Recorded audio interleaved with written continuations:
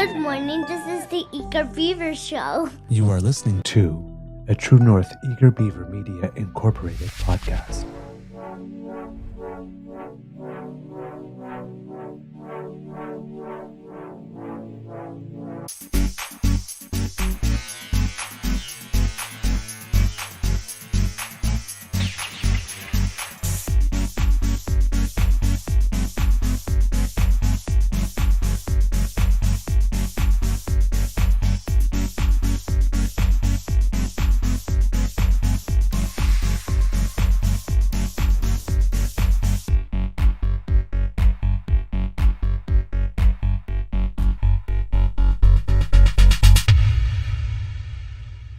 The True North Eager Beaver podcasts are proudly brought to you by our founding sponsors, the Misfit Mysteries from Corvid Moon Publishing, your source for science fiction, fantasy, and cozy mysteries featuring a broad diversity of characters, CanadianTarot.com, your uniquely Canadian online eclectic tarot community, and the Peppermaster, hot pepper sauces made from farm-fresh ingredients to thrill your taste buds and expand your mind.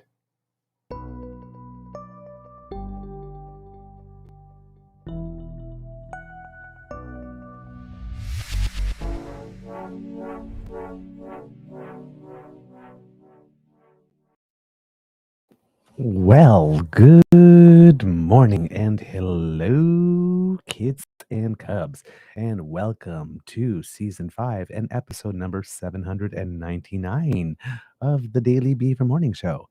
Oh, Canada, always 100% Canadian. Today, recording day is, let's take a look. Because I forgot, Friday, November 28th.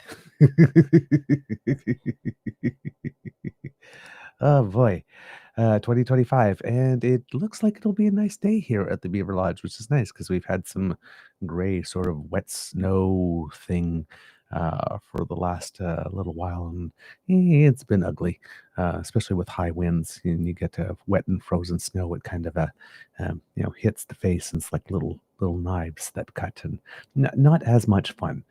So a day without that would be very good. Indeed. I'm your host, the Eager Beaver. Pronouns he, him, hey, Mr. Beaver A, and not with me as usual is my good friend, Mr. Grizzly, although we may be seeing him tonight if he does another Friday show. I will try to pop in if I can, but the show starts at 6, and that's our call time for our show. So the Guys and Dolls show that I'm in, so it makes it a little trickier. But hopefully I'll be able to join in for a couple of minutes if I'm already at the theater exactly at 6 and can pop in and say hello as I'm getting into makeup and costume. But yeah, how's your mental health today, kids and cubs? Oh, I forgot to say, a big thank you goes to our podcast founding sponsors, the Peppermaster, the Misfit Mysteries from Corvid Moon Publishing, and PsychicTarot.ca. Now, kids and cubs, how's your mental health doing today? I am doing relatively well, I have to say. Good spirits. I'm not haven't gotten a lot of sleep the last 2 nights, or at least not as much as I wanted. I'm waking up on my own. Yesterday, I didn't need the alarm clock, but I'm waking up on my own. Um, the sleep that I'm getting is solid sleep, but I'm only getting about 5 to 6 hours, and then I'm waking up, and I really wish I could get closer to 8. So yesterday, and my clock is just all over the place. So yesterday, for example, or the not last night, the night before, I fell asleep around 10 o'clock on the sofa, and woke up at around 2:30, 3 o'clock on my own, and that was it. I was up. And I was up for the day. I tried to have a nap later on in the day, but sleep didn't come. So yesterday I was up from about 3 o'clock in the morning until, almost 1 a.m. too. By the time the adrenaline high from the show, because we started our shows back again yesterday, came down. So that's a long period. And then to be up again at 6:20 this morning. And again, right now I'm feeling fresh. But yeah, by the time I got to show performance yesterday, ooh, your beaver was tired. again, was able to do a good show, a great show actually, and and deliver in that sense. But backstage, there was a lot less energy, and I don't know what it was yesterday. Yesterday, I was hungry. I just could not stop eating. I was like, I ate. I ate. My 3 meals yesterday, and all throughout the day, it's like I'm still hungry. Nibble here, nibble there, nibble there. But um, I had no appetite for a good long time when, what happened, um, the infection that sent me to the hospital. But yesterday, I could not get enough food in me. I was hungry constantly. So that's a little for me, that's a little weird. But all in all, feeling good. We had a great show, a nice sized audience. Thursday audiences are always a little some more slim, but still nice sized audience for especially for Thursday. And super engaged, was laughing at absolutely everything and audibly so that we can hear them. And like I said, another standing ovation, another big roar after a sit down. You're rocking the boat. Just we're having so much fun, and I have to say that yesterday's performance, despite the fact that I personally was sleep tired, but I was not body tired. It was I was feeling very, very good and energetic that way. And like I said, mentally and emotionally feeling surprisingly well for such little sleep. Um, and everybody else was pretty much the same, just feeling really great. We just came out with full energy and uh, you know just like hit it out of the park right off the bat.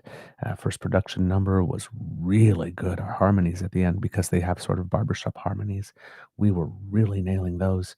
Um, not doing the show for 3 days.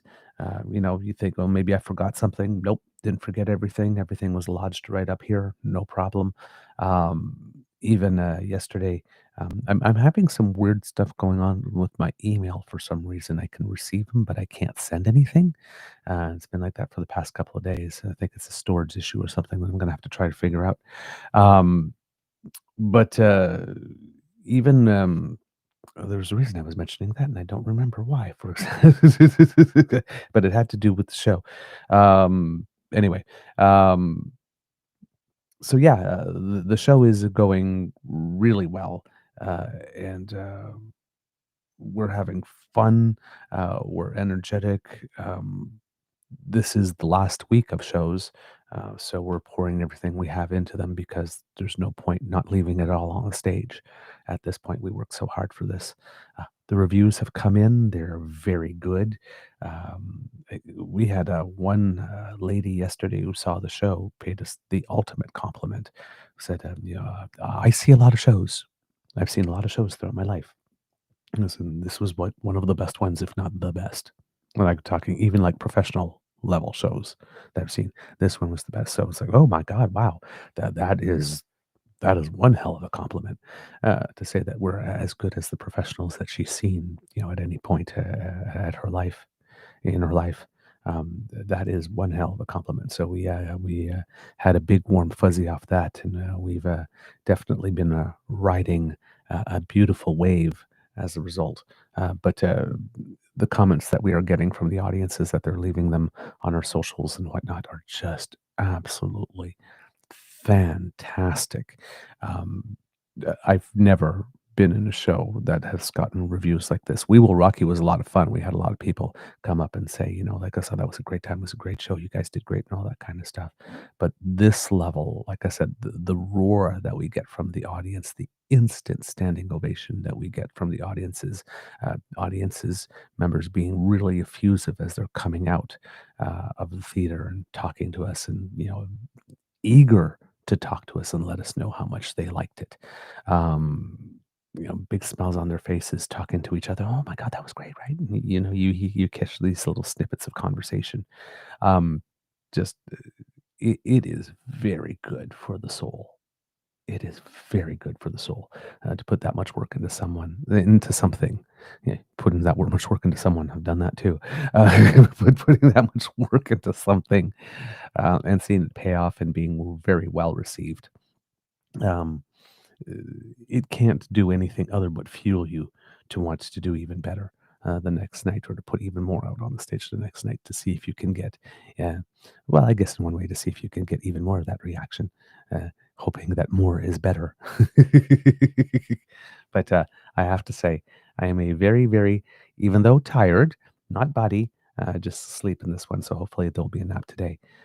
Tired. I am extremely happy and my soul is content. So that's how I'm feeling today. And I hope that you are feeling good too, kids and cubs. And if you'll excuse me for a second, I just have to clear my throat a little. I think you can hear it in my voice. There we go. That's a little better. Let's see here who we have in the chat. We have Kit Saucy with us, Kit Miss Shatika with us. We have Kit Linda with us, Kit Elaine, Kit Playing with 3D, Kit Tavi is with us as well. We have Kit Nona Carol with us. We have Kit Grace with us. Who else do we have? Kit Uncover is with us. I have to remember what your old names are because YouTube is still changing the names on your file on there. I don't know why YouTube has been doing this, but it happens now and then. But this has been several days in a row here. I think that's Mohan, but I'm not sure. Uh, Kit Argosi here also with us. Yeah, I think that is everyone today. If I missed you, I'm so sorry. I just do not recognize all of the names now that the things have been um, altered. But hey, you're here, we're here, and we're going to have a good time today, kids and cubs. And yes, I see your comment, Kit Saucy, about the director of the play. Let's see what it is that you wrote here. Where did it go? No, Kit Linda, sorry. It sounds like the director hit the sweet spot of putting together a company of people who magically click and complement each other. She really did. She really did. It's a really good vibe backstage. Really good vibe. I love it. I love it very much. All right. Kids and cubs. Well, yesterday was the day, and it was a dramatic day. But yesterday was the day that the much touted, much talked about, much vaunted, much whatever MOU deal with Alberta on a pipeline to West Coast Tidewater, despite the fact that a lot of people on the West Coast seem to have made it very clear that they do not want it. But, well, Danielle Smith, no to Danielle Smith just means try harder or try a duplicitous way or try a sneaky way or whatever. So Danielle kept trying and kept insisting, and Danielle, at least at the outward position, seems to have got pretty much everything that she wanted. Danielle is extremely happy, unusually so, actually, because I mean she has a permanent sourpuss. And she is overjoyed. She did not pull a Karen Lynn Livet and go to a microphone and say, Carney caved or Ottawa caved. But she seems to be beaming and bragging as if he has. Um, Now, again, be wary of outside appearances because, as we mentioned, there's a lot going on underneath the surface. All of this for Danielle is bathing in warm waters, in the overall contextual warm waters of a lot of people being upset with her in Alberta, particularly the very militant separatist wing for whom she appears to be bending over backwards while she keeps saying that she believes in a united Canada. Um, and of course, Danielle and the UCP have a leadership convention this week, and there is a leadership review vote, I believe, and Danielle Smith wants to get as close to 91.5% as possible because that's what she got in her last one. So she doesn't want to see that there's a dip. But unlike last time, Danielle has a whole bunch of scandals. The AHS scandal, Alberta Health Services scandal, being a big one. But other little tiny ones here and there, or maybe not so tiny ones here and there, especially with how she's handling certain things. And of course, She's been suffering a few setbacks. She tried to play too cute by half on a referendum for separation, and Thomas Lukasik and the good people from Forever Canadian got the best of her by getting their question early and managing to successfully get the question up with Elections Alberta for petition and successfully getting the signatures that were required for it to become a ballot question. So that has happened, and inspired by that, Albertans have decided to use recall legislation that the UCP brought in for the sole purpose of being able to get rid of NDP MLAs, especially when they were in power, and then that Danielle Smith um, change the rules of in order to make thresholds lower, in order to seize control of city councils, particularly the ones in Edmonton and Calgary, which will run. And in particular Calgary itself by Jyoti Gondek, who is not politically aligned with the UCP. And well, we've recently had municipal elections in Alberta, and Ms. Gondek is no longer the mayor of Calgary. A recall was not needed. It was just the regular municipal elections, but that is the reason why they watered it down. They made the thresholds easier to reach because there were certain mayors that were inconvenient, and Danielle was hoping that that kind of legislation would be used to get rid of them. But she never expected that the legislation would be used against her, and now there are 14 at last count. I don't know if there's been any more that have been added yesterday. Recall petitions that are underway, and if all of those were successful, so if they got the signatures that were required, and then a vote, sort of a plebiscite vote, referendum vote was held on whether or not this person gets to retain their seat, yes or no, and 8 of those, or 7, even 7 of those, lost their recall election. Danielle Smith would no longer have a majority. Now, of course, in such a recall election, if they have the vote and they say, yes, we do actually want to recall, then there's another slate of candidates. And I mean, the UCP could put up another candidate, which could win. Right. So it doesn't necessarily mean she loses the seat forever. But, it could do some damage. So that's happening. And it seems that at that convention, she has organized things such that big questions on separation and stuff, that wing of the party, the really militant right wing, let's just ditch Canada, it's hopeless, and let's all leave and do our own thing and maybe become the 51st state faction of her party, are not being encouraged or invited to discuss this very salient matter at the convention. So they're not the happiest with her, even though they don't really have anybody else, but they are not the happiest with her right now. So she needs to go into that leadership convention, especially if she wants to get something close to 91.5. So there aren't barrels of ink spilt about, oh my God, she only got 78 or 81. Is she slipping? All that type of stuff. She doesn't want to create that narrative. So she's doing her best. So this MOU that she has in her hands, um, as we stated on the show, our feeling was that she was going to say that it's great, it's fantastic, it's wonderful. Look at what I've achieved, right? So that she can go into that review, was pointing to something shiny, pointing to that promised land of another pipeline. Um, while doing as little as possible to acknowledge the existence of the first pipeline to Tidewater, a pipeline with which no conservative elected official, either federal or provincial, had anything to do with. If you want a pipeline to Tidewater, you need to ask a liberal. So I guess that's what's happening now again, now that she wants another one. And she's happy.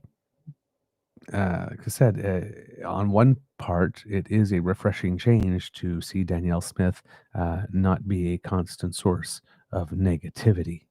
But at what price is the question.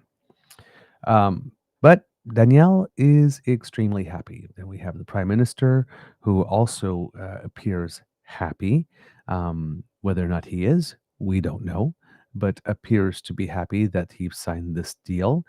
Strategically, the Prime Minister has indeed thrown the ball directly into Danielle Smith's court for all the critical elements that would be required: consultation, finding a proponent, that type of stuff, and selling it to her base, of course. And when he's talking about consultations not only, in general with people from the industry, but with people within the government of British Columbia who are quite opposed to the idea, and with coastal First Nations who are extremely opposed to this idea, who made it very clear that, we do not support this. We never have supported this. We haven't supported this for decades, and we still don't support this. That tanker ban that is talked about, um, it has been in place, I think, since I can't remember when, but it legally has been in place for not very long. But a little known fact is that it legally doing that was enshrining a moratorium that had existed since about 1972 with regard to that tanker ban. Um, so this is something that the people have believed in for a long time on the West Coast. Um, and therefore, we had the Oil Tanker Moratorium Act that passed in 2019. It was Bill C-48 in that parliament. Um,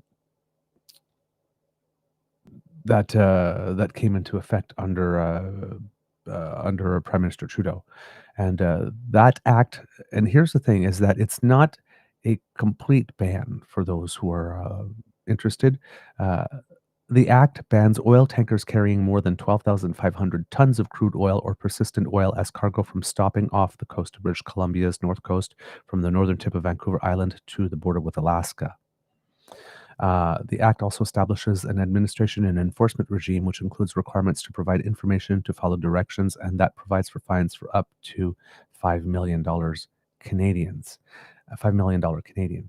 So technically, if you wanted to, now don't know enough about this industry, and I don't know if a tanker carrying less than 12,500 tons of crude oil or persistent oil as cargo, uh, if you sent a ship of that size all the way out to Asia, would that be profitable with shipping costs and getting the ship there and whatnot? Or do you need actual tankers that carry more than that to make this economically viable?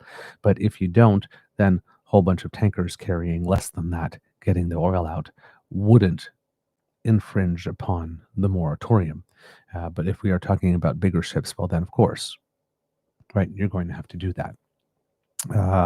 So, um, so yeah, just a little interesting note there that it isn't like no oil ever under any circumstances, right? It's oil tankers carrying more than 12,500 tons of crude oil or persistent oil. That is the affecting the tanker. That affects that tanker ban. Um, but this is a deal that has been in place for quite a long time, and something the coastal First Nations have pursued diligently and without wavering for 50 to 60 years now, right? They're not about to change their mind, and I don't know how this consultation goes down, right? Um, but all of those elements are left in Danielle Smith's court. For the Prime Minister, this gives him the opportunity to appear to more conservative minded voters that he's not closed minded, that he's willing to entertain such opportunities, that he's willing to give such things a chance, which could lead to him getting more votes, as I've explained before. If you think of it as someone on a bus sitting down and manspreading, what with the NDP implosion that happened over the past 10 years, that was Justin Trudeau manspreading and squeezing the NDP on the left, and now that the Conservatives have tacked harder right so as to not lose the PPC vote, mostly because they donate frequently and often in big amounts, and they don't want to lose that cash funding. Um, The Conservative Party has vacated the center right, and it seems that Mark Carney is manspreading to take over that space that they've vacated. Now he can only manspread so far right before creating an opportunity for the left to come back in. And one would say that this MOU with Alberta creates some winning conditions for the NDP to give itself a lifeline if it is able to do that, and does have the political skills and smarts and strategy in order to use this as a subject to elevate itself. But it seems that the Liberals here are banking on the fact that maybe the NDP has fallen and can't get up, and therefore they can leave their left flank a little less defended because it doesn't seem to be particularly threatened. But there have been a series of decisions now that have created the conditions for someone who might be a little more charismatic and organized and disciplined on the left from the social democratic wing of the Canadian political spectrum to come and do some damage to the Liberals. And as we saw with the first pipeline to Tidewater, even though it cost Trudeau a ton of political capital, he didn't get much reward from Conservative voters for having done that. And this could be a similar situation for Carney as well. Uh, that said, however, the difference between Carney and Trudeau is that Carney has always presented himself as a more conservative-minded liberal to begin with, and therefore doesn't have as steep of a hill to climb to be considered credible um, as a progressive conservative, at least, option over the long term. Trudeau never would have.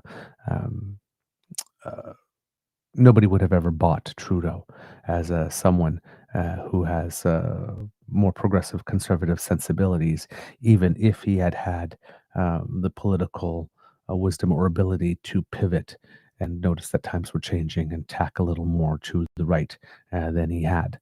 I don't think it would have been believable at that point.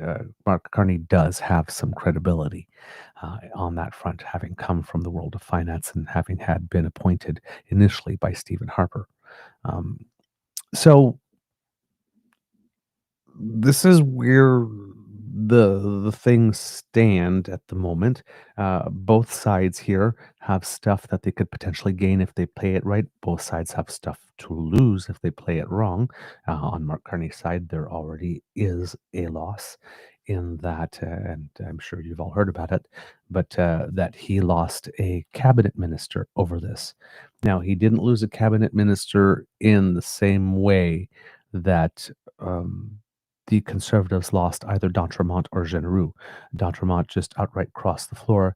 Genereux resigned as a Conservative, um, and is now sitting as well. I don't know if he's resigned. I guess he's sitting. I'm not sure if he's sitting as an independent in the House of Commons or still as a Conservative. Uh, but he's announced that he's resigning and leaving politics altogether. Stephen Guilbeault, or Guilbeault, I should say, took another track yesterday. Guilbeault was the Minister of Canadian Identity and Culture, and he has resigned his post within cabinet. So he's stepping away from cabinet, but he's not stepping away from the party caucus. So he's still remaining a Liberal MP, just not a cabinet minister. And he hasn't announced that he is walking away from politics yet either, from what I can understand. However, I will go and take another look at what it is. He did issue a statement, and it's probably better to go to the source and take a look at the statement to see what he said, to be completely clear about his future, because the big news has been about the resignation itself. So, according to him, and this is his statement, this afternoon it is with great sadness that I submitted my resignation to the Prime Minister as Minister of Canadian Identity and Culture and Minister responsible for official languages, Minister of Nature and Parks Canada, as well as as Lieutenant in Quebec. As you know, I chose to enter politics to champion the fight against climate change and the protection of the environment. Over the past 10 years, our country has made historic progress in reducing climate pollution, protecting nature and the environment, while our economy continued to grow. I believe I have contributed to these advancements, and I remain deeply proud of the achievements I've helped bring forward. Standing up to tech giants and major polluters, implementing Canada's first emissions reduction plan, slowing their growth and placing them on a downward trajectory, establishing the National Day for Truth and Reconciliation, modernizing the Canadian Environmental Protection Act, developing the country's first national climate adaptation strategy to protect our communities, eliminating harmful single use plastics, implementing the most ambitious nature conservation plan in the country's history, continuing the modernization of the Official Languages Act, making historic investments in arts and culture, including during the COVID-19 crisis and in the most recent budget. Changes in our relationship with the United States have led to profound disruptions affecting the global order, diplomatic relations, and the economy. I understand and share the Prime Minister's efforts to ensure our country remains united and that all regions feel they have a voice. Despite this difficult economic context, I remain one of those for whom environmental issues must remain front and center.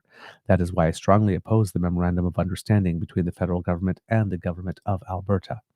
First, there was no consultation with the Indigenous nations of the west coast of British Columbia or with the provincial government, who would be greatly affected by this agreement.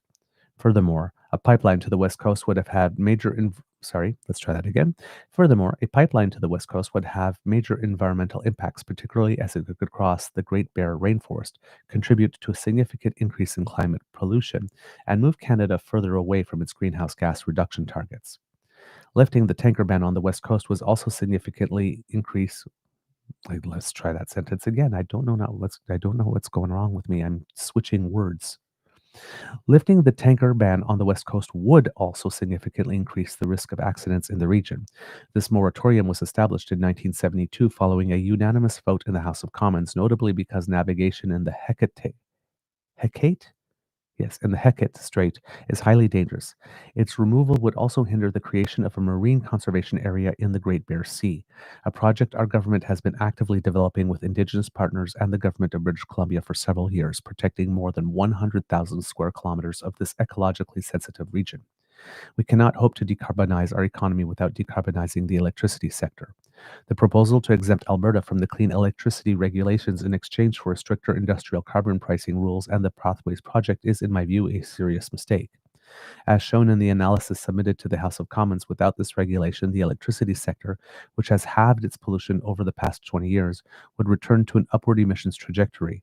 This regulation also saves lives by reducing air pollution, generates over $3 billion in healthcare savings, and ultimately reduces greenhouse gas emissions by 182 million tons.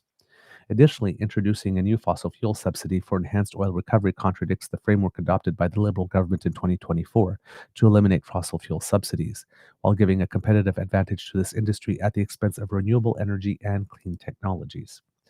Finally, over the past few months, several elements of the climate action plan I worked on as Minister of the Environment has been or are about to be dismantled. The consumer carbon pricing, the zero emission vehicle standard, the oil and gas sector emission caps and frameworks to eliminate fossil fuel subsidies, and the clean electricity regulations. In my view, these measures remain essential to our climate action plan. I want to express my sincere gratitude to the citizens of Laurier-Sainte-Marie for the trust they have placed in me since 2019. I will continue to represent them as their Liberal Member of Parliament with dedication. I also thank the Prime Minister for the honor of serving in his cabinet and as his lieutenant in Quebec. When I entered politics, it was because I had a deep conviction that I could make a difference in fighting climate change and protecting our environment. My commitment to leaving a better world for the future of our children and our planet remains unchanged. Stephen Guilbeault, Member of Parliament for Laurier-Sainte-Marie. There you have it, kits and cubs. That's his step aside from cabinet, at least, letter, and explaining his reasons why. All of them make sense. All of them are cogent and coherent with that which we know to be true of Stephen Guilbeault. With regard to the Hecate Strait, specifically, as he mentions here, there's a quick video from Elizabeth May talking about the Hecate Strait and explaining why the tanker ban exists and why protecting it matters. It's fewer than 2 minutes, And since we just talked about it, I'm going to put it in here for you, kits and cubs, so that you can get her perspective on this. As you know, Elizabeth May, while she may not be someone everybody necessarily will vote for, she has been parliamentarian of the year in the past, and most hardworking, and she knows her files like the back of her hand. And when you want the straight goods without any BS, you usually go to a Miss May, and you can get it. So here she is explaining what is very important to protect this particular navigation way. Hello, lesson on geography and safe marine transit for oil tankers, especially to the attention of slow learners. Danielle Smith, Andrew Shear, take note. Here we go. You cannot put tankers through the Hecate Strait. So let me show you. This is a quick and dirty map I just drew. This is British Columbia. This is the west coast of British Columbia, Alaska up here, Yukon here. This is where I live, on Vancouver Island, coming down the southern part of the coast of British Columbia. And up here, the territory of the Haida Nation, Haida Gwaii. In between Haida Gwaii and the northwest coast of British Columbia is the most dangerous body of water in Canada. That's right. Right here, the Hecate Strait is covered by the tanker ban. Yesterday in Parliament, Andrew Shear said, "Why are the Liberals keeping in a law that prevents Canada from exporting our oil while U.S. tankers travel through the exact same place?" No, Andrew, no, wrong. U.S. tankers go from Alaska all out here in the open ocean down to Washington State. Don't love it, but it's not like as anywhere near as dangerous as the loony idea of bringing oil tankers up along the northwest coast of British Columbia, which is, as I mentioned, not just the most dangerous body of water in Canada, the fourth most dangerous body of water on the planet. Hecate Strait has been protected from oil tanker traffic by a moratorium between the BC and federal government that's been honored voluntarily since 1972. Justin Trudeau put it in a law with a tanker ban. But bear in mind, it's been honored for 50 years, and no one is going to lift it, come hell or high water, which is actually a good definition of the Hecate Strait. And there you go, kits and cubs. Miss Elizabeth May explaining to us that the Hecate Strait is definitely important to pay attention to because it is the fourth most dangerous body of water to navigate in that is known. And as we mentioned, some type of moratorium in one form or another has existed there since 1972. So, we're 53 years into it here. There's a reason. There's a reason this exists. All right. Since we're talking about this memorandum of understanding, why not take a look at the actual memorandum of understanding? It's a 5-page document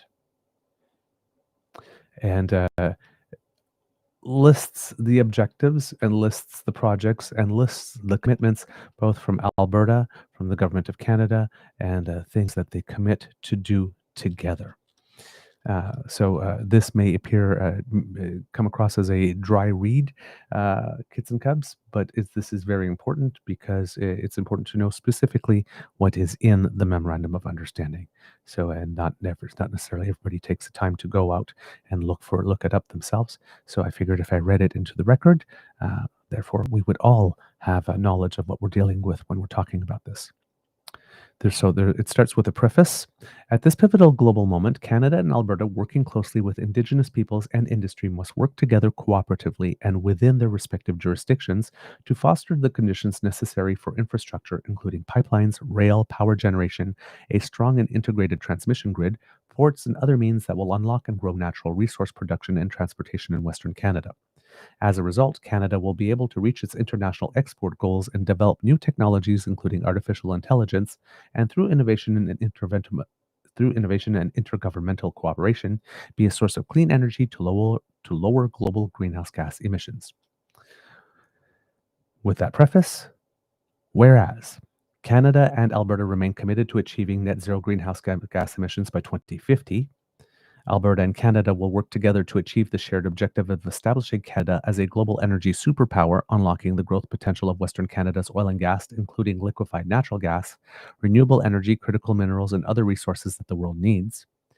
Alberta and Canada recognize their obligations to consult with and, where appropriate, accommodate Indigenous peoples, and Canada and Alberta are committed to respecting Aboriginal and treaty rights, engaging in early, consistent, and meaningful consultation with Indigenous peoples in a manner that promotes reconciliation and respects the rights and cultures of Indigenous peoples while advancing economic opportunities through Indigenous ownership and partnerships. Then they go into the objectives. Now, as an aside on this, I'm reading this and they're talking about early, consistent, meaningful consultation with Indigenous peoples. And this is twice now that I'm seeing that the federal government could have engaged in this consistent and meaningful consultation with Indigenous people even earlier than they have, but have chosen not to. The first one was before C5. They announced all that kind of stuff and then went to consult with Indigenous communities. And this is another thing, again, where he makes that first deal with Alberta and then goes out and consults with Indigenous communities rather than having them at the table at the same time. Now, this is an issue of pragmatism for the Prime Minister. He sees, well, if we don't have an agreement with Alberta on a memorandum of understanding, there's no point in pursuing the other things. So let's get this part knocked out of the park first and signed, sealed, and delivered, and then we'll start the consultations with others, which, again, practically sounds very smart. And, you can make a case for it.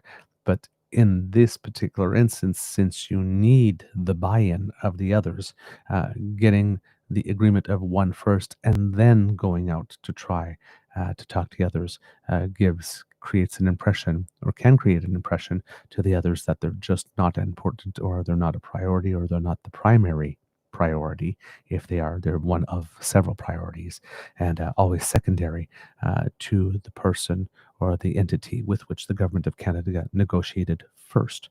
So there is no right or wrong way. Specifically, the way that Mark Carney has done it, it's an acceptable way. It's a way that, there is process, there is rigor, there's method, there's a plan. You can see it. Does it work for this in an issue that's so emotionally charged? I don't know. I don't know how you negotiate with one first and put the others aside and say, we'll negotiate with you, but just after we meet this first agreement that doesn't get noses out of joint or backs up.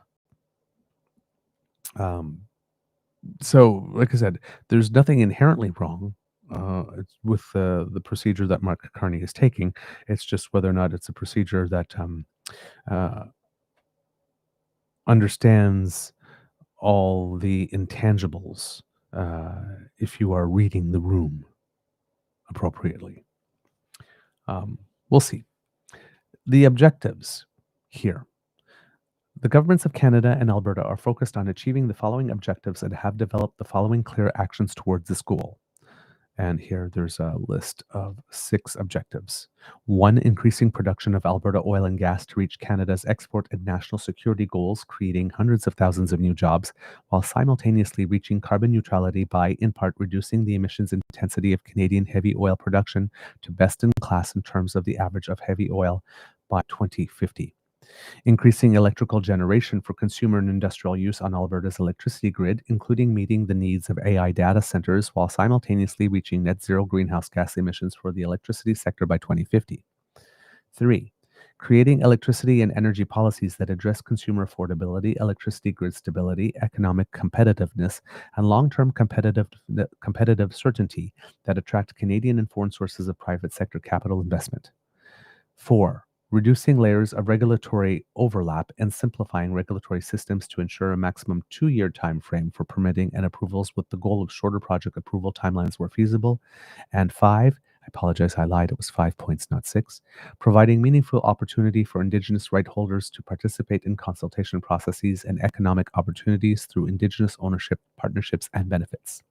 The projects. Construction of one or more private sector constructed and financed pipelines with Indigenous peoples co-ownership and economic benefits with at least 1 million barrels a day of low-emission Alberta bitumen with a route that increases export access to Asian markets as a priority. The application for this pipeline project will be ready to submit to the Major Projects Office on or before July 1st, 2026. It is agreed this new pipeline would be in addition to the expansion of the Trans Mountain Pipeline for an additional 300,000 to 400,000 barrels per day destined for Asian markets. So this is very important because when we're talking about getting Danny her extra billion a day, we were looking at expanding the Trans Mountain Pipeline, which could add an additional 300,000 to 400,000. And then, for example, if Keystone were approved to go forward again, particularly approved in the United States, well, that could compensate for the rest and could make that 1 to 1.3 million barrels per day without having to upset particular plans for more investment in British Columbia, not having to get British Columbia out of joint, not affecting or insulting West Coast First Nations. We could have done all of that. Now, we would not have had the total diversification that we wanted because it would have just increased 300 or 400,000 barrels to markets that are not the United States, whereas Keystone would have sent yet more to the United States. But that was a way to get Danielle her extra million barrels per day that she's hoping to get without having to create all this drama. But I'm guessing that that wasn't good enough, and it seems that this at least 1 million barrel a day project that is that this MOU would support is additional to the expansion of Trans Mountain Pipeline, and Keystone is probably still on the table with regard to the United States when it decides that it wants to return to the table. So all of a sudden, Alberta is looking at least 3 expansion or new projects for pipelines. Can understand how that could make Elizabeth May, for example, somewhat concerned, and Stephen Guilbeault concerned as well. Construction and financing of the world's largest, the next project, construction and financing of the world's largest carbon capture, utilization, and storage, CCUS project, pathways for the purpose of making Alberta oil among the lowest carbon intensity produced barrels of oil in the world.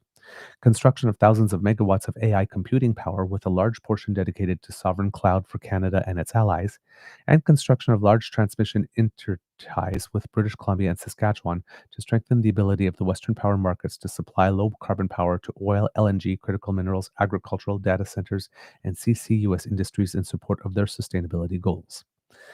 Now, here are the commitments. This is what Alberta commits to act as a proponent for advancing the development of a bitumen pipeline to Asian markets that offers the opportunity for Indigenous co-ownership and other forms of economic benefits for designation and authorization under the Building Canada Act. In consultation with Indigenous leadership, utilize the Alberta Indigenous Opportunities Cooperation to help backstop Indigenous co-ownership of the bitumen pipeline project and, if appropriate, pathways. Extend the Alberta Carbon Capture Incentive Program to support pathways. Foster the development of sequestration permitting, worker training, and the capability for Alberta exports of CCUS-related products and services. On or before July 1st, 2026, implement a policy framework to incentivize large investments in a data center development, including incentives for Canadian sovereign computing. On or before January 1st, 2027, collaborate with Canada to develop a nuclear generation strategy to build and operate competitive nuclear power generation that can serve the Alberta and interconnected markets by 2050. Collaborate with Canada to significantly increase the inter-tie transfer capability between the Western provinces, with consideration to the northern regions, to build the low-carbon generation and transmission grid that supports the growth of low-intensity heavy oil, LNG, critical minerals, agriculture and data centers, and CCUS industries for export growth and domestic use. And collaborate with BC to ensure British Columbians share substantial economic and financial benefits of the proposed pipeline. So what I'm seeing in here when I'm reading this is, yes, to be responsible for the proponent, be responsible for negotiations with the province of British Columbia and First Nations, to try and find a way, if possible, to not only backstop Indigenous co-ownership of the pipeline itself, but of the Pathways project as well, if there are appropriate ways to do so. Then have a policy framework for incentive to incentivize drawing investment to Alberta for data center development, and particularly with regard to what the Prime Minister is talking about, having a Canadian cloud or sovereign Canadian data. So this is a very good initiative. I question personally the idea of wanting to locate sovereign data centers in a province that has a very strong separatist vibe. That's a project I would have preferred going to British Columbia or maybe even Atlantic Canada or Manitoba, uh, perhaps, or even the territories, for example. But yeah, I'm not sure that when we're talking about sovereign anything, that at this particular time in our history and in the political dynamic, one is seeking to locate those in Alberta is in a national sovereign interest here. But he's putting it in there. Honor before January 1st, 2027, collaborate with Canada to develop a nuclear generation strategy. So Danielle Smith has been talking a lot about baseload power, and it seems that the Prime Minister has said, well, rather than finding more gas, or more oil for that, why don't we switch you to nuclear, given that hydro isn't really an option for Alberta. So let's do that. So this is a carbon play over the long term. If all that additional baseload power that Danielle Smith is worrying about could be supplied by nuclear rather than oil and gas, that is a displacement of a lot of greenhouse gases. So it's an interesting move to reorient it. And then when we're talking about here, strengthening the transmission grid and then trying to find a way through either an intertie or whatnot to connect that so that there could be a more solid grid from Saskatchewan to BC or even including Manitoba and going up into the territories where all of them are interconnected with each other. So in case power comes down or it gets cut out from one source, it can be regenerated or redirected through another pathway. This would be rather important. And then it seems that another element is to maybe try to convince British Columbia, the province itself and the government of the day at the time, you're opposed to it. How much will it cost us to buy your consent?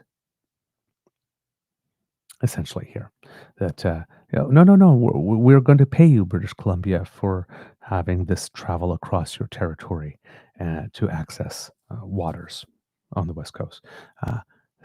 That sounds like a lot. Okay, sounds a lot like sitting across the table. How much is it going to cost us to get you to agree? Essentially. Now, Canada commits to, in consideration for the mutual commitments agreed to in this MOU, Canada will not implement the oil and gas emissions cap, which has not yet been put into effect. Acknowledge Alberta's approach to regulating heavy electricity generation emitters through Alberta's Technology Innovation and Emissions Reduction Program, or the TIER program. You're going to hear a lot about that. For Alberta to provide long-term certainty and time needed by industry and innovators to develop the needed carbon capture, utilization, and storage, direct air capture, nuclear infrastructure, and other emissions technologies necessary to achieving a net zero power grid by 2050. Suspend immediately the clean electricity regulations in Alberta pending a new carbon pricing agreement, which includes the electricity sector administered through Alberta's TIER program to be negotiated by the parties on or before April 1st, 2026. Upon completion of the new carbon pricing agreement and factoring all other measures to the satisfaction of both parties, Canada will place the clearing electricity regulations in Alberta in abeyance. So basically making a carve out for Alberta specifically if they agree to industrial carbon pricing at a level that is substantial enough. It seems that they are looking at raising that to $130 per ton, I think it is. I'm not sure what the measurement is there, so don't quote me on that. But $130, and I've seen some reports saying that it would have to be as high as $400 for it to make a very significant impact. So even though Alberta is would be agreeing to higher industrial carbon pricing and agreeing to industrial carbon pricing specifically, which then creates a very difficult situation for Pierre Poilievre, who's been yelling about it for the past 3 months, like he's been yelling about the regular carbon tax at the time, and say, it's got to go, you need to tax that tax. And now he's got Danielle Smith, another conservative, very loudmouth, very vocal conservative, turning around and say, "Oh no, that type of regulation is absolutely fine by us." That doesn't help Pierre. So there are some elements of this, if you're looking strategically playing the long game, that while it may seem that Canada might be giving up a lot and giving Alberta everything that it wants, or Danielle Smith everything that she wants, at least on paper, does create some situations for Pierre Poilievre that are very, very difficult, because a lot of the things that he's been railing about are things that now Danielle Smith is going to start supporting. Places him in a very weird position. Canada commits to declare that an Alberta bitumen pipeline to Asian markets as a priority that offers opportunities for Indigenous co-ownership and economic benefits is a project of national interest and can be referred to the Major Projects Office for consideration of designation under the Building Canada Act. So this is one of the things I was thinking, that this MOU was necessary because there's no way it could become a major project at the MPO, given that there was no way it would be green enough or respect Indigenous title or have Indigenous participation enough to be there. It seems that the Government of Canada and the Government of Alberta both agree that if these things can be done and done well, that would indeed meet the environmental requirement and the consultation requirement and the the Indigenous participation and ownership requirement enough to be included on the Major Projects Office list as a project of national interest. That surprises me, but okay. Collaborate with Alberta to provide a clear and efficient approval process for the Alberta bitumen pipeline under the Building Canada Act. In consultation with Indigenous leadership, Let's try that again. In consultation with Indigenous leadership, utilize Canada Indigenous Loan Guarantee Corporation to help backstop Indigenous co-ownership of the bitumen pipeline project and, if appropriate, pathways. If an Alberta bitumen pipeline is ultimately approved under the Building Canada Act and provides opportunities for Indigenous co-ownership and shared economic benefits, Canada confirms that it will enable the export of bitumen from a strategic deepwater port to Asian markets, including, if necessary, through an appropriate adjustment to the Oil Tanker Moratorium Act. Extend federal ITCs. I wish I remembered what ITCs meant. Hopefully it was defined earlier in the document. I do not see it. So I do not know what ITCs are off the top of my head. That is not good. I should know that.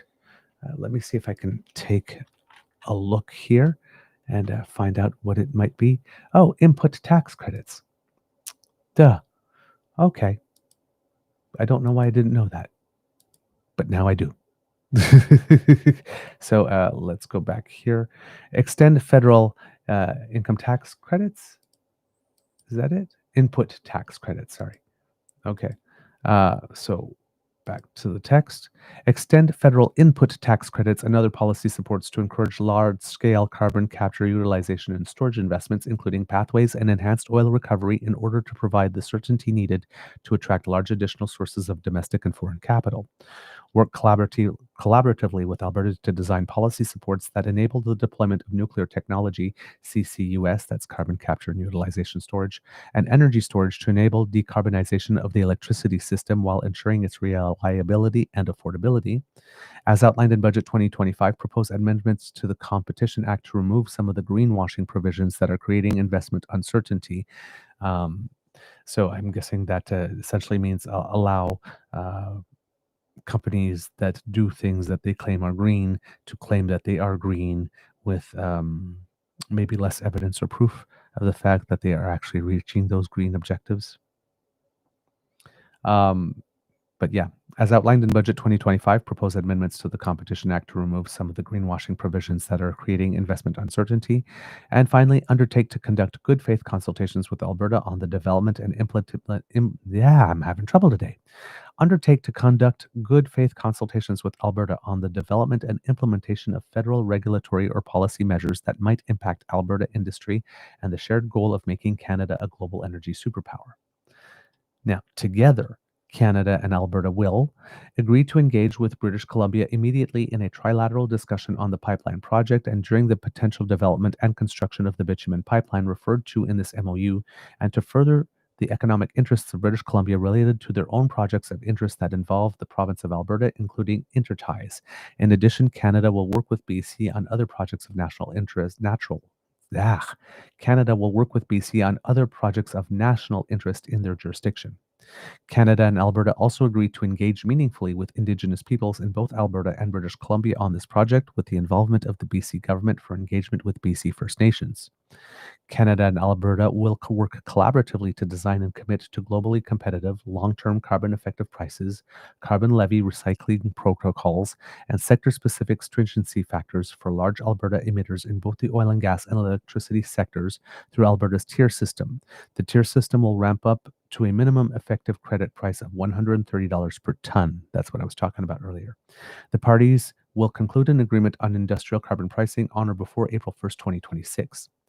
Examples of issues to be addressed in the new agreement include the date for introduction of the effective price and the price increases over time. This industrial carbon pricing agreement will include a financial mechanism to ensure both parties maintain their respective commitments over the long term to provide certainty to industry and to achieve the intended emissions reductions. Canada and Alberta will also recognize Alberta's jurisdiction over the tier system. Canada and Alberta agree to work cooperatively to ensure the Alberta carbon market functions reliably and provides a predictable basis for decision making by industry and investors. This includes a shared undertaking that following the completion of this memorandum of understanding, the two governments will work cooperatively to ensure the application of Alberta's carbon pricing system, including pricing and stringency, is adapted to the specific circumstances of the electricity sector, the oil and gas sector, and other large emitters such as fertilizer and cement sectors. Canada and Alberta will enter into a methane equivalency agreement on or before April 1st, 2026, with a 2035 target date and a 75% reduction target relative to 2014 emissions levels. Alberta and Canada will work cooperatively with the Pathways partner companies to develop and enter into a trilateral MOU on or before April 1st, 2026 for a multi-phased approach to delivering a set of emissions-saving projects like the Phase 1 Pathways projects, focused predominantly on carbon capture and storage, solvent-based replacements, and other actions taken by Pathways that reduce emissions intensity. The Phase 1 Pathways projects will be the Phase 1, I'm having trouble today, kids and cubs, I'm so sorry. The Phase 1 Pathways projects will be built and commence operations in a staged manner between 2027 and 2040 to achieve committed emissions reductions at date-certain intervals. Canada and Alberta agreed to this trilateral MOU, and the approval and commencement of this initial Phase 1 Pathways projects will be a precondition to the commencement of the approved bitumen pipeline referred to in this MOU. So it's good to see that this is indeed a precondition. Canada and Alberta agree that the approval, commencement, and continued construction of the bitumen pipeline is a prerequisite to the Pathways project, including the extension of the Alberta ACCIP program. Okay. All right. Canada and Alberta. So basically, it's a bit of, they're calling it a chicken and egg situation. There's no pipeline without pathways, and there's no pathways without a pipeline. So Danielle Smith says that there's no point in pursuing pathways if there's not going to be a pipeline, because it's going to be multi-billion-dollar investment in pathways for what? And the Prime Minister is saying, well, there's no multi-billion-dollar investment, and I'm certainly not going to spend a lot of my political capital on this pipeline if there is no pathways. So I guess that they've both agreed that both of them go hand in hand.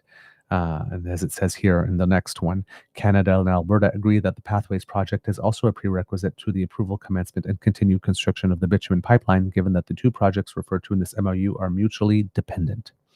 Canada and Alberta agree that in order to hold all parties to account for all phases of the Pathways projects, the trilateral MOU with Pathways must include effective enforcement mechanisms to ensure the completion of all phases of the infrastructure and the associated emissions reductions by the Pathways companies as outlined in the MOU. Such mechanisms could include, but are not limited to tax and regulatory measures. Canada and Alberta agreed to work collaboratively, including with other provinces where appropriate, to develop domestic carbon capture supply chains in Canadian steel and pipe production supply chains. So in other words, we're going to be buying Canadian, using Canadian steel and aluminium and all that kind of stuff in order to build this new pipeline. Negotiate a cooperation agreement on impact assessments on or before April 1st, 2026 that reduces duplication through a single assessment process that respects federal and provincial jurisdictions. Work cooperatively to streamline the regulatory processes among federal agencies, the Canadian Energy Regulator, the Alberta government, and municipalities to achieve a maximum 2-year timeframe for approvals while targeting shorter approval timelines where feasible. Work cooperatively with Indigenous parties in Alberta to consult and accommodate on the CO2 pipeline and capture and storage facilities related to pathways. Continue to work together to achieve the objectives set out in this MOU, and establish a communications protocol whereas each party must agree to public communications of this MOU and its content prior to information being released. Now, it seems that there will be an implementation committee struck for this purpose. Canada and Alberta will appoint an implementation committee responsible for delivering the following outcomes. 1. A carbon pricing equivalency agreement on or before April 1st, 2026. A methane equivalency agreement on or before April 1st, 2026. A trilateral MOU with the Pathways companies on or before April 1st, 2026. And a cooperation agreement on impact assessments by or on April 1st, 2026. So these 4 elements are due by April 1st, 2026. Carbon pricing equivalency agreement, methane equivalency agreement, trilateral MOU with the Pathways companies, and a cooperation agreement on impact assessments. So if those get done, then we move to the second set of deadlines.